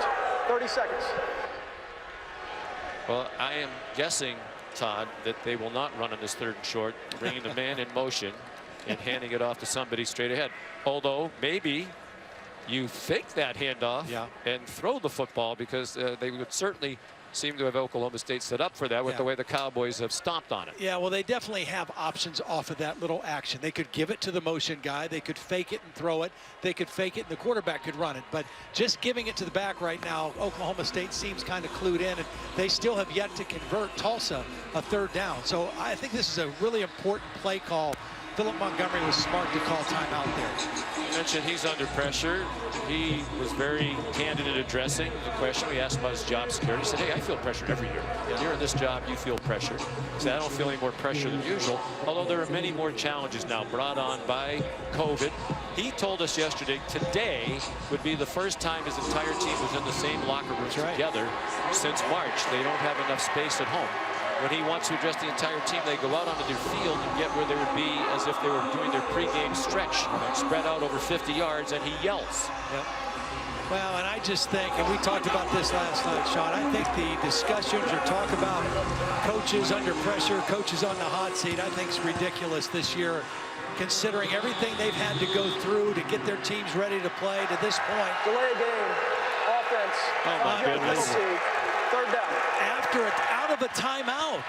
That can't happen. You've got 3rd and short. You're 0 for on 3rd down. 0 for 8. And now you've made yourself a more difficult situation. I agree with what you said. They won't run the play. Coaches should get some leeway in this situation with everything that's going on in the world. However, that's the kind of thing that gets you fired. Yeah, that's not good. But if they convert here, all's forgiven. Yes. Maybe they don't want that 3rd and 2. They haven't done well with it. Zach Smith going to try to run for it. He got taken down from behind, and it looks like he's going to be just shy of the 30. Run down by Trace Ford. Jim Knowles, the defensive coordinator, raving about him. He said he's our speed guy, and he used that speed to run him down. Well, this is good protection. You're going to watch as this play rolls. There's going to be nowhere to go with the football. I mean, Zach Smith, he's ready to go, but I mean, they're covered everywhere. I mean, you can see no receivers open. Zach Smith had to run the football. Great coverage downfield by Oklahoma State. And Lachlan Wilson on the punt. Here's the other thing. If they wouldn't have gotten that penalty and still had 4th and short, I think there's going to be a fake punt before this game's over, because both offenses are struggling. Special teams play could be huge. 40-yard punt, fair catch by Stoner. 7-3 Tulsa. 5:57 in the 3rd. Not much money courtesy of Allstate today. Low-scoring game at 7-3 Tulsa. 3rd quarter. Ethan Bullock, backup quarterback, deep down the field into double coverage and incomplete. Great play by Christian Williams. That's a good throw that Bullock made. Cover 2, the middle of the field is where you want to attack.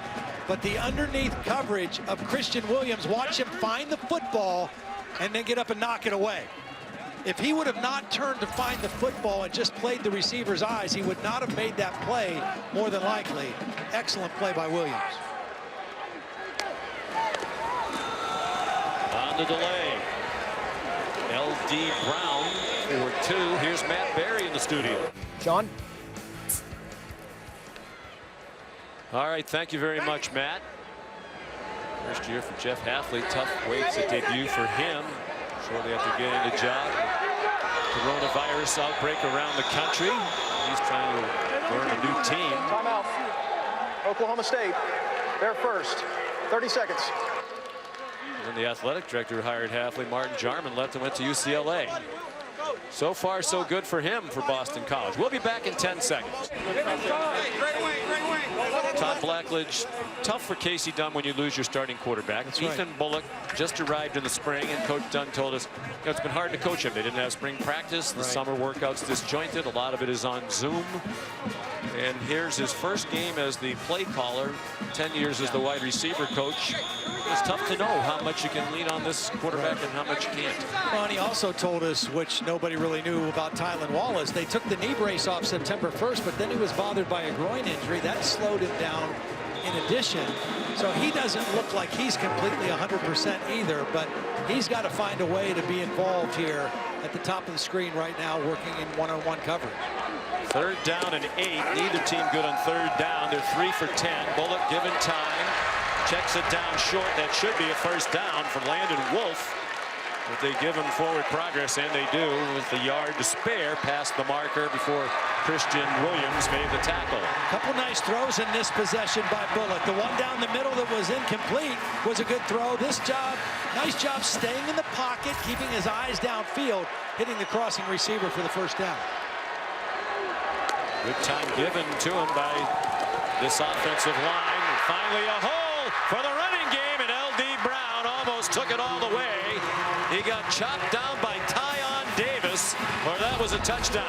Well, it's a stretch play. He's going to start this way, but watch him cut it back inside. When he sees a crease, that's what you want that back to do. Picks up a nice block by Logan Carter, the tight end, number 87 on the backside. And that play can break in a lot of different spots. Good read by L.D. Brown off the block of his backside tight end. They're high on Brown as Chuba Hubbard's backup.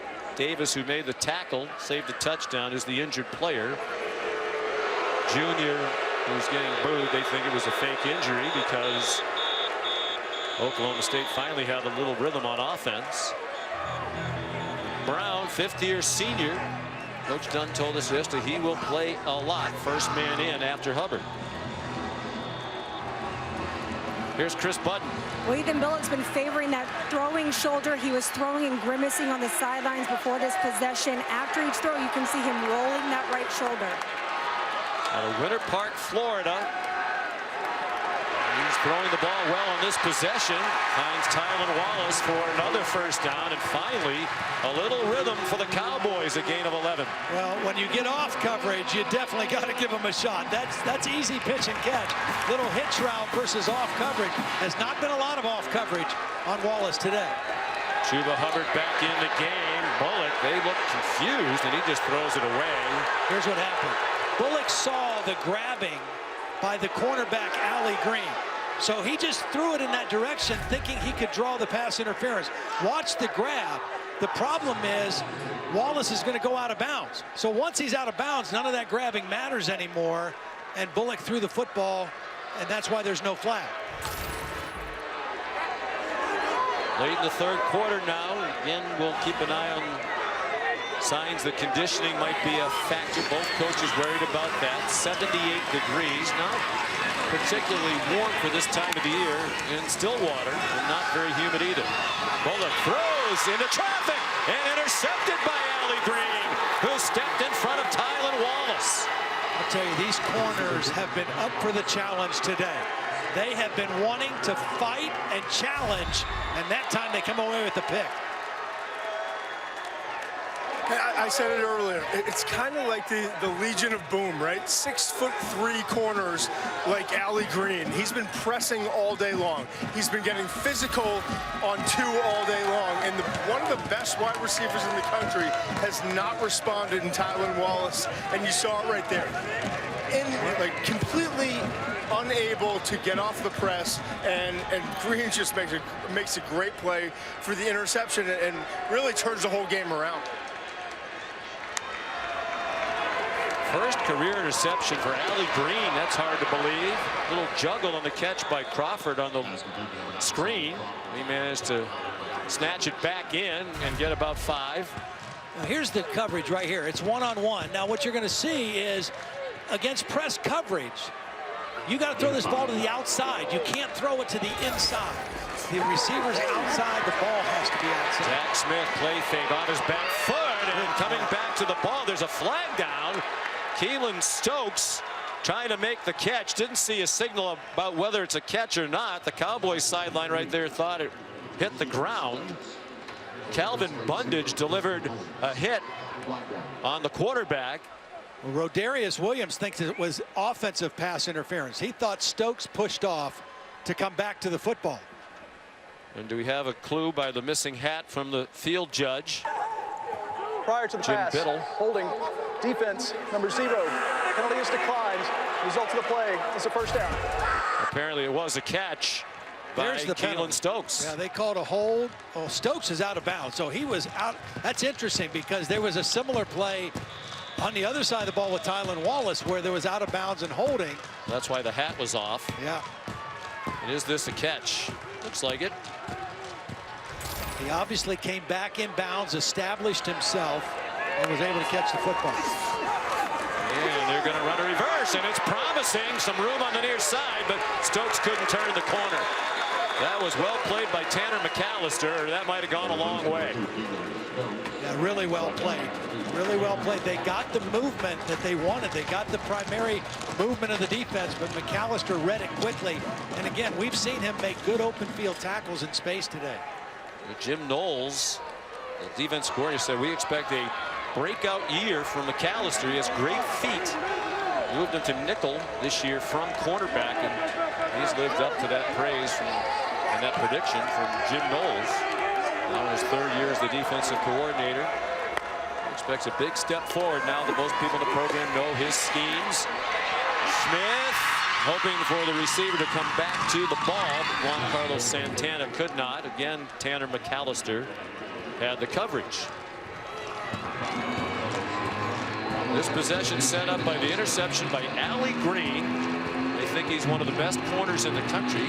Senior who's played a lot. This is his 35th career game, his 18th start, but his first career interception. What a great time to get it. Can they convert on 3rd down? Yeah. That's been the question of the day for him, for sure. Can you win a game by not converting a 3rd down and by being penalized 9 times with more than a quarter to go? They're trying to do it. They blitz him, and that pass is incomplete. Intended for Cannon Montgomery, the son of head coach Philip Montgomery. And if that had been completed, he had nobody behind him. That's right. That was 0 coverage, which means there's no deep safety. They were pressuring. They were coming after Zach Smith. He read it. He got the ball out of his hands quickly. Montgomery, who is also the holder, so you know he has pretty reliable hands. Not able to come down with that one, but you're right. He might have taken that one to the end zone. One of those 5 players who just came out of quarantine, Cannon Montgomery. He's a roommate of Zach Smith and Zaven Collins.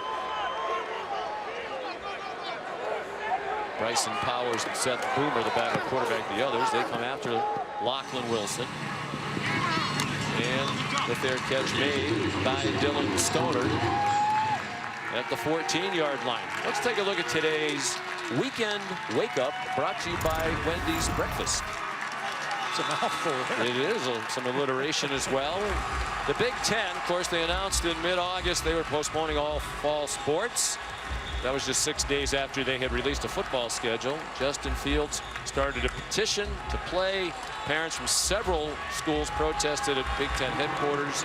Some Nebraska players sued, and then after a meeting with some new medical information, they announced this week they are in fact going to start playing. New quarterback now. Here's quarterback number 3. Bullock off to the sideline. It's Shane Illingworth. True freshman from Norco, California, going deep and up for grabs. some bumping, and Wallace wins that battle with Allie Green. So that's starting to become a regular one-on-one matchup. When you get single coverage, he's too good to not give him chances. Yes, Allie Green had the interception, got the better of it the last time. But you got to keep giving number 2 chances because he's your most dynamic playmaker along with Chuba Hubbard, not only on this team, not only in this league, but in the country. You got to give him chances to make plays for you. That one good for 29. They go out of the pistol. Illingworth gave it to Chuba Hubbard. He's to midfield with a pickup of 7. He loves contact. He's not going to shy away. His strength and his physicality makes him have great ability to catch the ball in traffic and make contested catches. We saw the replay earlier of breaking tackles, but that strength also comes into play in making contested catches. Hubbard bottled up all day, slides forward and has the first down with a yard to spare. That's what Wallace does best. I mean, yeah, he's tough after the catch. We talked about under 200 pounds, but he loves the physicality of this game, and that's why he's so successful. Oklahoma State down 7-3 late in the third quarter with their third quarterback, the true freshman Illingworth, in the game. He checks it down to Jelani Woods. And they're on the move here with this highly touted prospect who arrived early, but then again, they usually come early to participate in spring practice. Obviously with COVID, spring practice disjointed at best. He's throwing it for single coverage. Wallace was out of bounds, came back in, makes the catch, and is down at the 3-yard line. And what a beautiful throw by Shane Illingworth, 6'5", 220, freshman out of Norco High School in Norco, California. See, they're forcing him out of bounds. He's not running out of bounds on his own. Therefore, he can come back in and reestablish and be able to catch the football. The officials are talking about that. Adam Savoy, the referee, has stopped the play for the moment. See, he's forced out of bounds. He's pushed out of bounds by Allie Green, who then stumbles, so he can come back in and establish himself and catch the football. There's no foul on the play because the receiver was forced out of bounds. It's 1st and goal. Well, how about this? We talked to Casey Dunn about Shane Illingworth, who he wasn't expecting to play today unless it was a blowout, likely in their favor. He said he has a big arm, similar to some of the terrific throwers we've had here in the past. Fans clearly well aware of That's the end of the third quarter. His background as they cheered when he ran onto the field. 4-star prospect by ESPN. And he has Oklahoma State poised to score its first touchdown and take the lead. You're watching ESPN College Football presented by Geico. The true freshman Shane Illingworth, 3 for 3 for 73 yards. That's more passing yards combined than the starters Sanders and Bullock combined. And it's Chuba Hubbard into the end zone for the first Oklahoma State touchdown of the season and their first lead since they fell behind 7-3. Just straight ahead, he shows his power, he got his acceleration and able to get that ball into the end zone. He has the ability to avoid direct hits, to make some people miss in small spaces. And Oklahoma State with a touchdown. Nice drive. As you say, they got Tylan Wallace involved. He had catches of 29 and 36 on that drive. Did most of the hard work.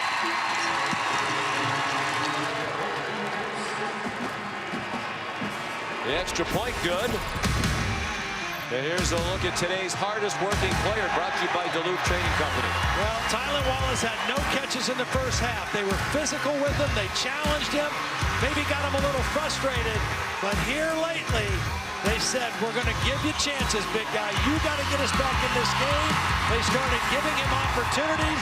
He shows his strength, his toughness, and his competitiveness. And all of a sudden, it's a new football game and new energy, new life in this Oklahoma State football team because Tylan Wallace has come awake. Yeah, when Illingworth got the nod that he was going in, he went up and had a conversation with Wallace, and they talked for about 2 minutes. It was the most engaged I've seen Wallace on the sidelines this game. It was as if the team and this crowd believed in him. Yeah. The minute he ran onto the field, mentioned a highly touted prospect. 3 years of varsity football in California, threw for over 6,400 yards. Last year as a senior high school, 40 touchdown passes for Illingworth, 2 interceptions. And grew up in California, but had been to Oklahoma many times, has relatives in several communities in the state of Oklahoma. Christian Loving makes a fair catch off the Jake McClure kickoff. Here's Matt Berry. All right, Matt, thank you. Here just into the fourth quarter, Oklahoma State, which led 3-0 early, their first drive of the game, has trailed through much of this. They're on top by 3 again, and nowhere to go for Deneric Prince. Trey Sterling, the safety, made the tackle. I really like these safeties. I mean, Colby Harvell-Peel was a fairly highly decorated player last year. Hurt his knee in the Bedlam game, and they were concerned about how he would come back in this game. But all 3 of their safeties, Sterling, McAllister, and Harvell-Peel, are outstanding players and really what has stood out is their tackling in this first ball game. Dylan Couch, their starting right guard, senior out of Pryor, Oklahoma, who was injured, making just his 10th career start and backup for most of his career, but they're counting on him along that offensive line. You gotta stay on that shit. Time for the Aflac trivia question. We want to know, who are the 3 Tulsa alumni in the Pro Football Hall of Fame?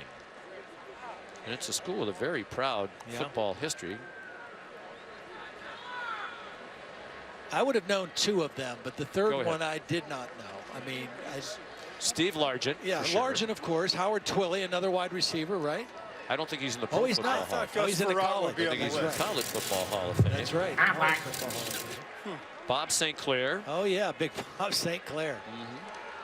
And Jim Finks. Yeah, Jim Finks. Of course, longtime general manager of the Chicago Bears, one of the great executives in football for many, many years, and one of the nicest men I've ever met. He and my dad were dear friends, and Jim Finks was a Hall of Fame person as well.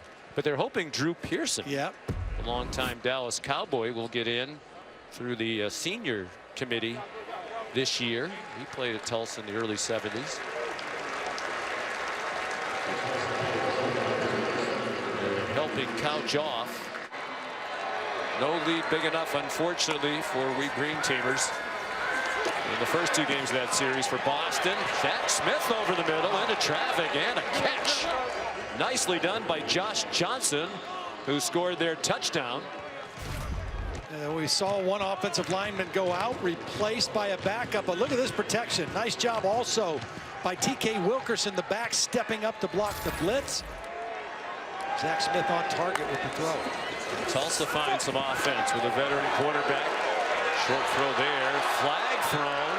Trying to get it to Keelan Stokes, their best, and Rodarius Williams will be flagged. See, I thought Rodarius Williams was in great position, but I think the contact was too early. Pass interference.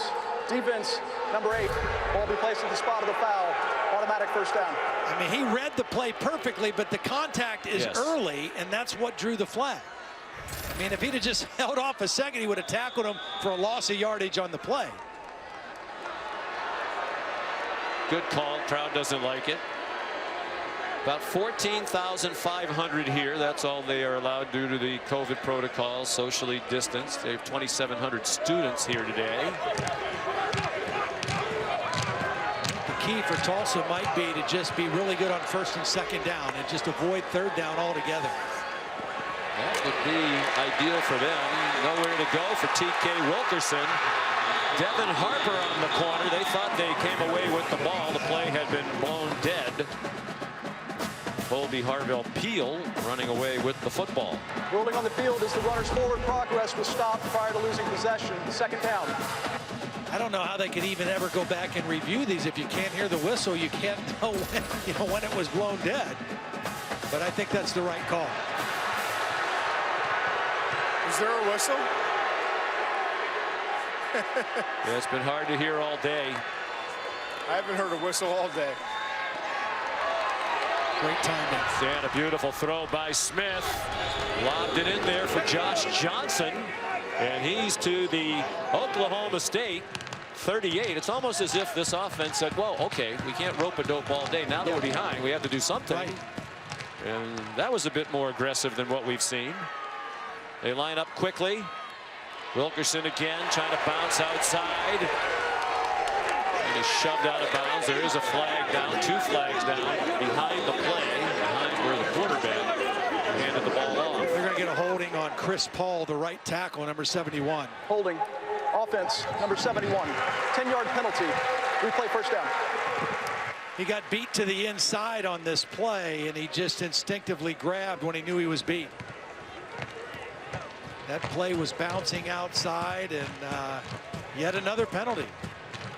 So 0 for 10 on 3rd down, and now their 10th penalty in the ball game. And any momentum that you have after a couple nice plays, it just knocks you backwards.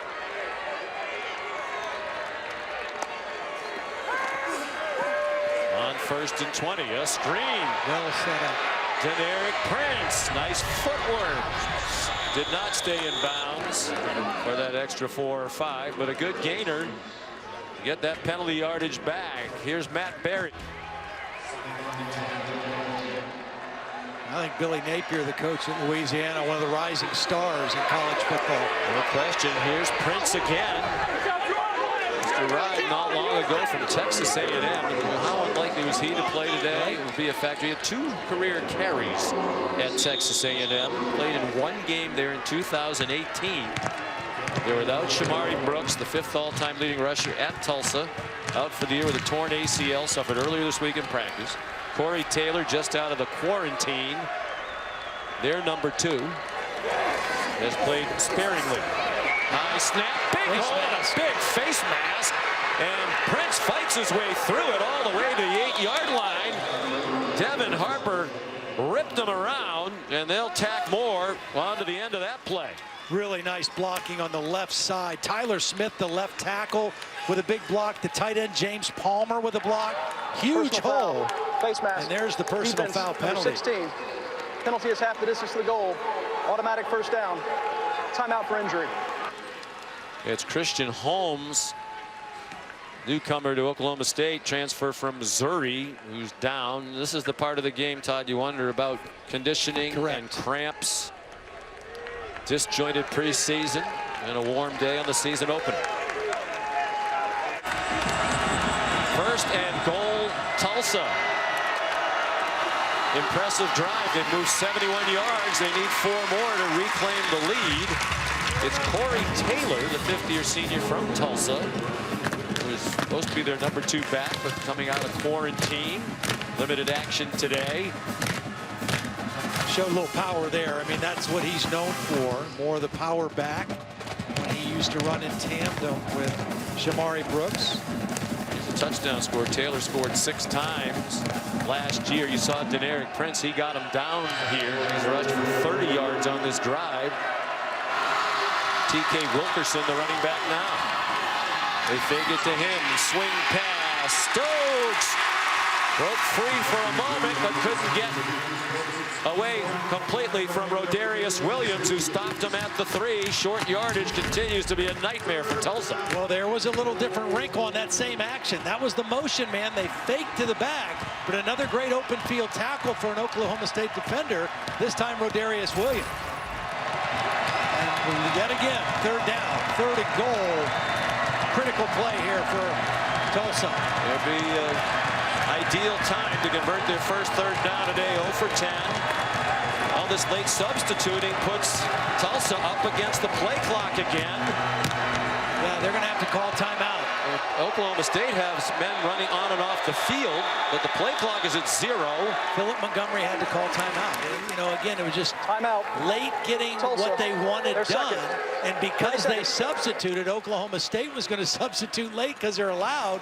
But all that time, the play clock goes down. That's a little smart strategy on the part of Oklahoma State when they see the offense substitute a little bit later, knowing the play clock's going to force a timeout call. We mentioned Philip Montgomery in his 6th year. Last 3 have been rough after a 10-win season. 2 wins, 3 wins, 4 wins last year, 4 and 8. It's an interesting situation, though, at Tulsa. Their athletic director, Derek Craig, just left this week to go for a senior vice president's job at the NCAA. They brought back Rick Dixon, who had been the athletic director at Tulsa a couple of decades ago as an interim athletic director. They have an interim university president. So you wonder who would make the call on that at the end of the year. They don't have the full-time AD. I'm with you. I think he's a good coach, although this clock management, substitution management, play calling on 3rd down certainly leaves room for him to be questioned and criticized today. This is a key play call for him. Zach Smith, good fake, has some options. All kinds of people open. Wow, 2 guys wide open. You take your pick. It's Deneric Prince. There's a flag down, though. This looks like it's going to be an illegal motion penalty, and the play never even Prior to the counted. snap. False start. Yep. Offense on the left guard. 5-yard penalty. 3rd down. Just self-destructive penalties. I mean, there's no other way to look at it. I mean, it happened to him last year in this game, and it's happening again. You have 3rd and goal inside the 5. You have the perfect play called, an easy touchdown, and now you back it up 3rd and 8. 3rd and goal from the 8. 11 penalties for 86 yards. That one a killer, especially if they don't score a touchdown on 3rd and goal here from the 8. Smith under pressure. Stepped away from it. Can't find anybody. And throws to the back line of the end zone. Broken up by Tanner McAllister. Well, it's good pressure, first of all, by Oklahoma State. Watch the pressure, and Zach Smith does a nice job not getting sacked. Keeping the play alive, trying to buy time, extend the play. The pressure from Rodriguez forced the throw, and then McAllister with the deflection. And you got to come away with points here. You've got to come away with a tie here, and avoiding the sack was huge for them. Lots of pressure on this true freshman right out of high school in Little Elm, Texas. Tyler Tipton. And he hooked it. Wide left. From 26 yards.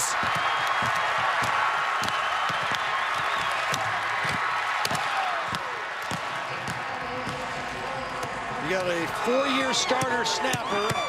You've got a veteran holder in Cannon Montgomery and a first-time kicker. Snap was good, hold was good, kick was not good. Oh, and a nightmare. And flashbacks to last year when they missed a 29-yarder with 2 seconds to go that would have defeated Memphis. They lost 42-41. They have done everything you can do to get beat on a day when you've done so many things well. The clock management issues, substitution problems, lack of conversions on 3rd down, and most of all the penalties. 11 of them after 17 a year ago.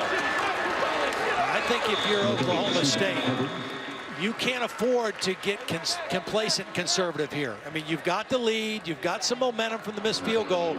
You got a young quarterback that's feeling pretty good about himself. Stay aggressive. You know, you can't have a 3 and out here and give the ball right back to Tulsa. You also wonder if Chuba Hubbard might be due to pop one against a defense that has to be tired. We've seen signs of that, particularly in that defensive secondary, of some fatigue. It has to be so disheartening in his defense that played so valiantly, but what they've watched from the offense, they're ready for Hubbard. They drop him back at the 20-yard line. It's Grant Sawyer again, who's made a couple of big tackles for a loss. Tulsa has done a really nice job of pressing the line of scrimmage. When the ball's been handed to Chuba Hubbard, they know we can't let him get going. We can't let him get going north and south on us and get that acceleration. They've done a great job of pressing the line of scrimmage.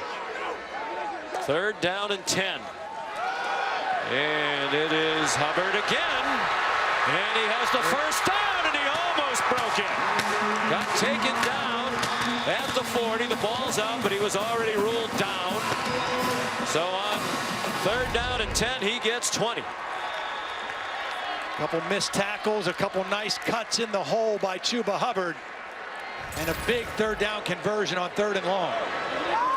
8.5 to go. Hubbard again.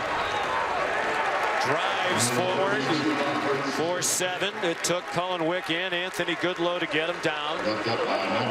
Hubbard's up to 23 rushes for 80 yards, 3.5 per carry.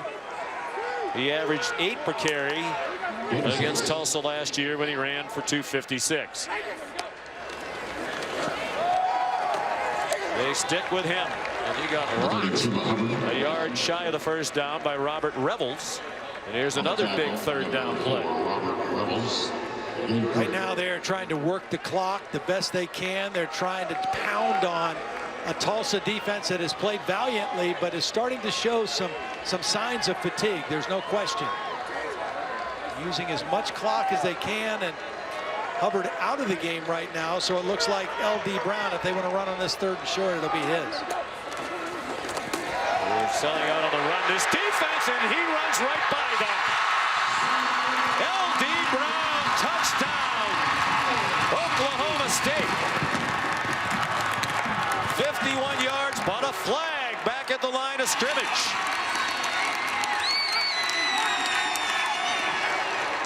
Holding. Offense. Wow. 10-yard penalty. Replay 3rd down. Rye Schneider, 5th-year senior center with only 6 career starts prior to today. Yeah, this is unfortunate because this is well executed, but you can see that the hands get on the jersey. He spins them around the defender. I think that was Hayden Grant, number 98, who got spun around right in the middle of the action to negate that touchdown. And that would have probably gone a long way to sealing the deal here, a touchdown there. Crowd watched the replay, didn't like that penalty call. Wonder about Schneider's conditioning. He battled COVID-19, and it really took a toll on him in the preseason. Walked on at Oklahoma State. Here's Brown again. Doesn't go to the end zone, but he picks up that first down. And that's critical as he takes them back to the Tulsa 48. Yeah, this is obviously what Mike Gundy, what Casey Dunn, what their feeling is. This defense has played so good against us, but they're starting to get worn down, and our offensive line is starting to kind of impose their will a little bit. Let's just keep pounding on it.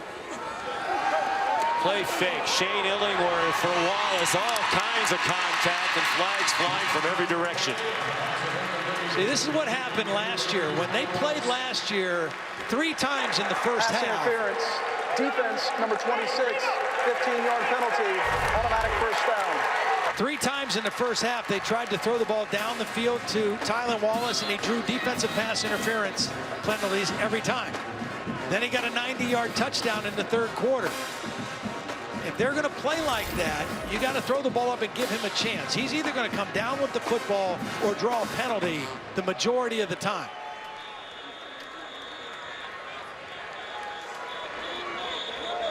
Well, the penalty brings the ball to the 34. Bear in mind, they also have an unsettled field goal situation if it comes down to a kick here for a 6-point lead. Whatever that was about, it has been resolved. Tulsa has tried to be so physical with Tylan Wallace. But when you still give him a shot, I mean, he can make some things happen. Shane Illingworth, been terrific off the bench as their 3rd quarterback. A quick hitter there to Dylan Stoner, and we send a quick hitter to Matt. Back they go to Chuba Hubbard. He has a streak of 100-yard games, 11 in a row. It's on the line right now. He's getting close to 100 here with this late push. Picked up a first down with that carry. He ran for 12 100-yard games last year. Haven't called Zaven Collins' name for a while. He's a guy who needs to step up and make a couple plays at this point for Tulsa's defense. Cowboys content to milk the clock now, down to 6 minutes to go. Leading by 3 against this valiant Tulsa team. They bring pressure off the corner. And Hubbard taken down by Robert Revels. Robert Revels timed that pressure really well. I mean, he came on the outside, timed it perfectly, and was able to chase the play down from the back. I just mentioned Zaven Collins. I don't even see him on the field right now. The key leader, the key player of this Tulsa defense. Leading returning tackler, his second team All-American Conference last year. Out of the pistol. Illingworth, lots of time. Some tired men in white chasing after him, and he throws it away. Pursued to the near sideline by the safety, Darren Ray. Well, they call this a little play-action cross-country route, and really watch Wallace. He has him. He can throw him the football right there. He just didn't feel comfortable. There was a linebacker underneath, but that's a lot of space for number 2. Get him the football there. He might even score with it. 2 for 2 on third down on this drive. They need 6 here.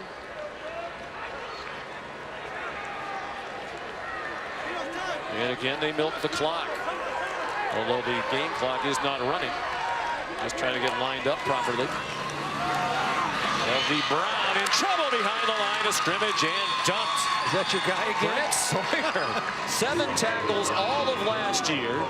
18 career tackles in 24 games prior to today, and there's another big tackle for a loss. Take a look at him. And just getting to the outside and crossing the line of scrimmage, reading the play, getting into the backfield, and making a sure tackle. He's had an outstanding football game. So they do force a field goal try. It'll be a 40-yarder from Alex Hale. Walk on from Australia.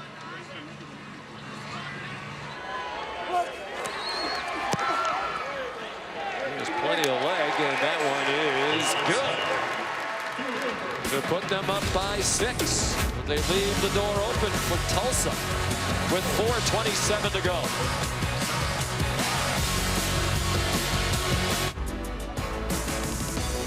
Interesting competitive football game here today. 2 excellent defenses.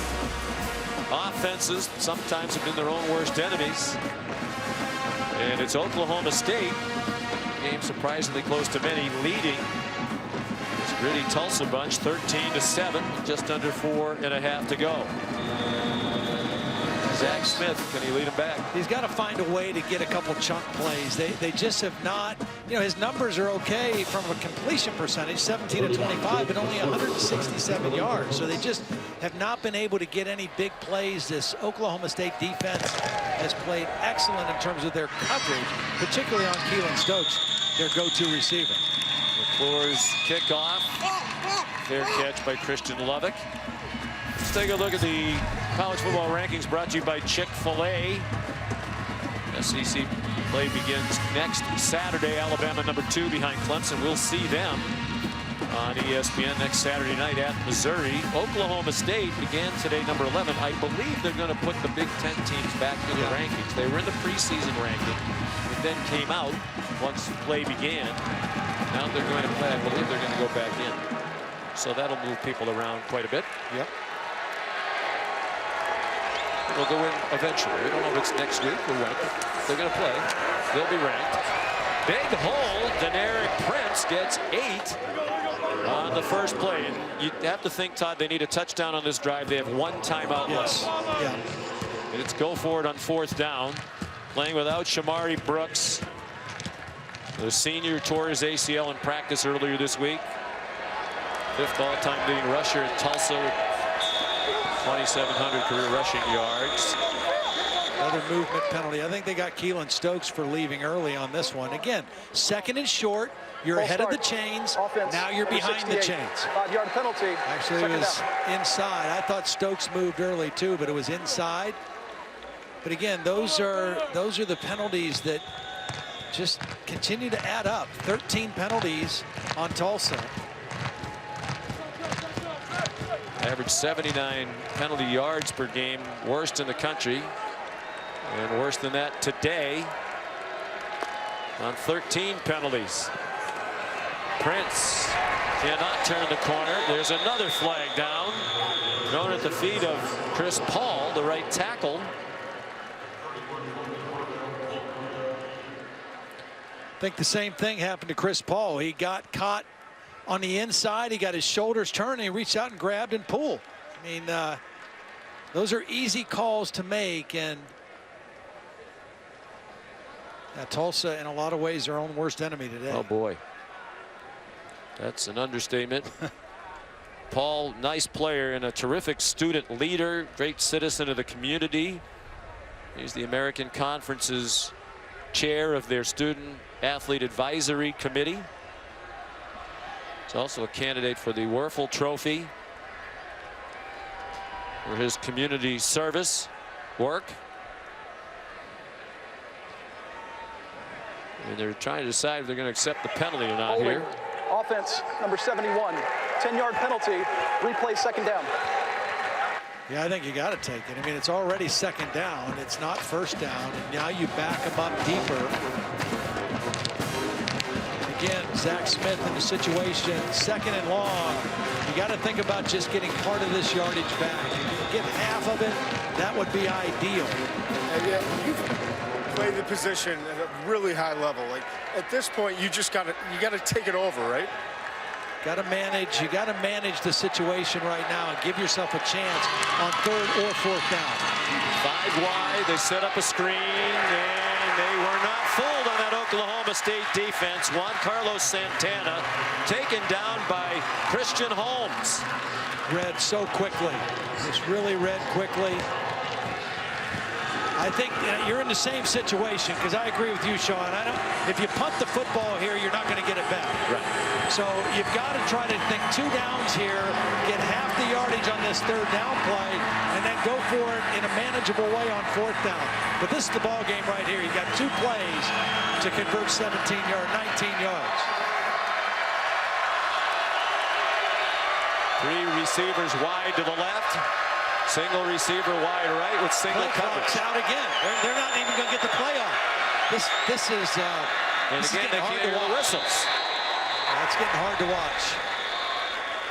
And you know, they had to have spent so much of the offseason talking about getting rid of penalties. You need to come out in the open and do this.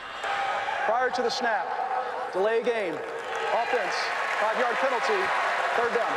And I mean, those are not effort penalties. You know, effort penalties are one thing that you kind of live with, you know, hustle penalties, but just lack of concentration, mental error penalties, they just have just compounded the problem today for Tulsa in a huge way. I mean, you were 3rd and 19, now you're 3rd and 24, and you got to go for it on fourth down. This is tough sledding right here. Well, they're taking all kinds of time with the clock running here to get the play off. Zach Smith hoping for something, and it's incomplete. Desperation heave. Colby Harvell-Peel broke it up. Juan Carlos Santana nearest, and now it's ultimate desperation time. 4th and 24, they have to go for it. Yeah. And see, that's why you have to try to just get a completion on the third down play, so that you don't have 4th and 24. From their own 11-yard line. Tulsa with some excruciating losses last year on their way to 4-8. They felt it could have been much different. Again, the play clock is running here. I think you might even have to call timeout. Just make sure you got the play you want. Otherwise... Or did they get it off? No, they didn't. Or did they get the timeout first?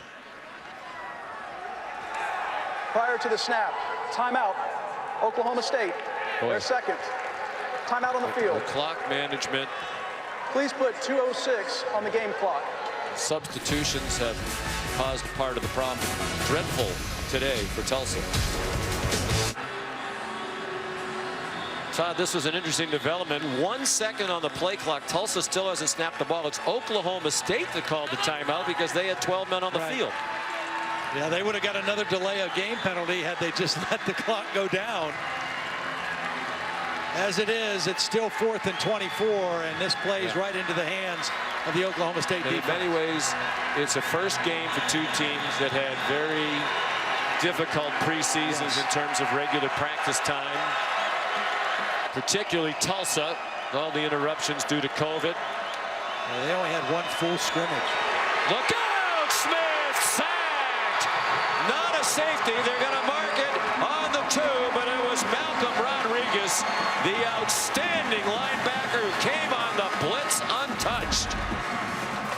Yeah, a little mix-up in the offensive line because it wasn't at full pressure, but nobody there for Malcolm Rodriguez. And he wraps him up like a state champion wrestler would do. Extra yard. 1st and goal, Oklahoma State. Todd, I would think you take a knee here. Yeah, high snap. Why would you risk this?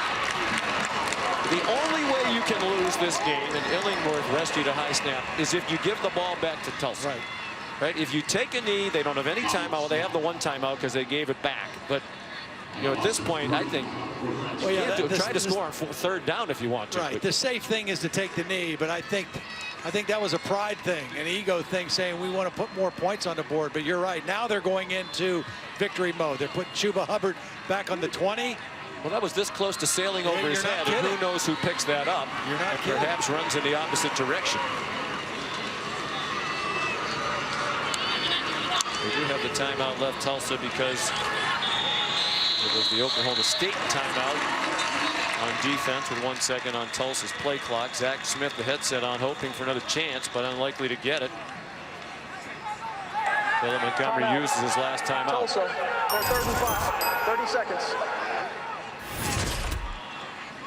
Please put 1 minute and 11 seconds on the clock. And Miami and Louisville tonight, 2 great quarterbacks there. Yeah. King looks right out of the gate to be a huge difference maker for Miami as they try to get back to prominence. Yeah, I think so. I think there's a lot of energy around the Hurricane program because of De'Aaron King, not just his playmaking ability, but his leadership, his presence on the team, his maturity. And I'll tell you what, I was very impressed with the job that Scott Satterfield did last year at Louisville. If they play a little bit better defense, they'd be a little bit better on the offensive line, protecting their quarterback. I think Louisville has a chance to make some noise also. Should be a fun game to watch tonight. Miami always has athletes, right? Defensive line, linebackers, but they have not had a quarterback in so long. It was fun watching him last week. De'Aaron King is so explosive. I want to see what he does in terms of inside the pocket throwing the ball, but if he continues to progress like that, they have a chance. Yeah, Sean and I had him last year in the opener against Oklahoma. It was not a very competitive game in Houston, but after running the play, I think you move it into the middle of the field, and then if you compelled, kick a field goal in the last play. Chuba Hubbard. So this will bring up 4th down. I mean, if you kick the field goal, you go up by 9, and it's ball game over. Right. You do risk a problem on the field goal. But if you snap it and don't get it, run a play, you're going to leave them maybe 20 seconds. I think they might take a penalty here or just call timeout right before the play clock goes down. They're going to run the clock down as far as they can before they do anything. You see Mike Gundy going down to the official. Probably saying in 2 seconds we're going to call timeout here. I don't think he was surprised by how tough this was. He had a lot of respect for this Tulsa team that led at the half in Tulsa last year. Penalty, 4th down. But you wonder, they have a big game coming up next week. West Virginia comes here, and you wonder about the status of Spencer Sanders. But if he can't go, I think Well, Illingsworth is the guy. I mean, if Sanders can't go, Illingsworth will be your guy. It changes how you were going to do things offensively because Sanders was going to be the guy that He was going to be the guy that they used in a dual package, ran the ball some. Right, they're trying the field goal here. Just got to make sure you have good execution with this field goal operation. Alex Hale has had a good day as their new starting field goal kicker, and that should finally put it in the win column for Oklahoma State. 29-yarder. Only 286 yards of total offense for Oklahoma State today. You got to your third quarterback, but in freshman Shane Illingworth, I think you might have found something. Got Tylan Wallace back involved in the game after Wallace was shut out with no catches in the first half. And Illingworth just showed some confidence, some moxie, and again, that willingness to go downfield and get the ball to Tylan Wallace. But the best news for Oklahoma State has been the play of their defense. They knew coming in, 10 of 11 returning starters on defense. Defense carried the day today for Oklahoma State. No really question. Continuation of the end of last season. And Illingworth certainly brought some juice. I mean, we heard it from the crowd when he ran on the field. They knew who he was. They've heard and read about him.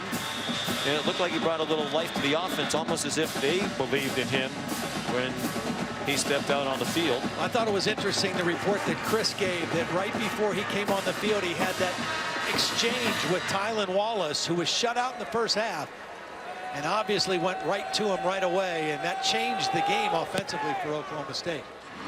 Many of these top quarterback prospects are so well coached in high school and in camps that when they get here, a lot of them are ready to go on opening day, and it's a good thing for Oklahoma State that Illingworth was. Lovick, the fair catch. With Tulsa's defense so much better, the offense, you wonder if it might have been different with Shamari Brooks, particularly on all those short yardage situations. But when you go 0 for 12 on third down, you commit 15 penalties for 121 yards. It's almost hard to imagine that you were down by one score until the final 20 seconds of the game. Yeah, and this is a team I think that could be a really good football team. They've got to clean some things up, no question. And then go on the road to Arkansas State next week, and that will not be an easy game either. Again, we need to cut them some slack too, because about as much as any other team in the country, their preseason interrupted by COVID-19. Colby Harvell-Peel with the interception. That should be the fitting conclusion here. Jim Knowles said, I think the defense is ready to lead the way for the offense. That hasn't happened very often at Oklahoma State. At least they can be equal partners. Absolutely. And today they did carry the day, as they did a few times late last season for Oklahoma State. Well, the key to doing what they want to do, winning the Big 12 championship, obviously their first conference game next week against West Virginia. But they've got to knock off their neighbor. I mean, they're 0-5 the last 5 years against Oklahoma in the Bedlam game. They're 4-1 against Texas the last 5 years. And both Oklahoma and Texas ranked ahead of Oklahoma State right now in the polls. But they got to find a way to beat the Sooners. Chuba Hubbard will come up with 94 yards, and his streak of consecutive 100-yard games will end at 11. That was the longest active streak in the nation. It was a struggle throughout. Mike Gundy lost his starting quarterback early. Never really looked in sync, with the exception of one drive engineered by Illingworth, and too many costly mistakes for Philip Montgomery's Golden Hurricane. For Chris Budden, Todd McShay, Todd Blackledge, I'm Sean McDonough saying so long from Stillwater. The final score 16-7, Oklahoma State. Now back to the studio to Matt, Jesse, and Joe.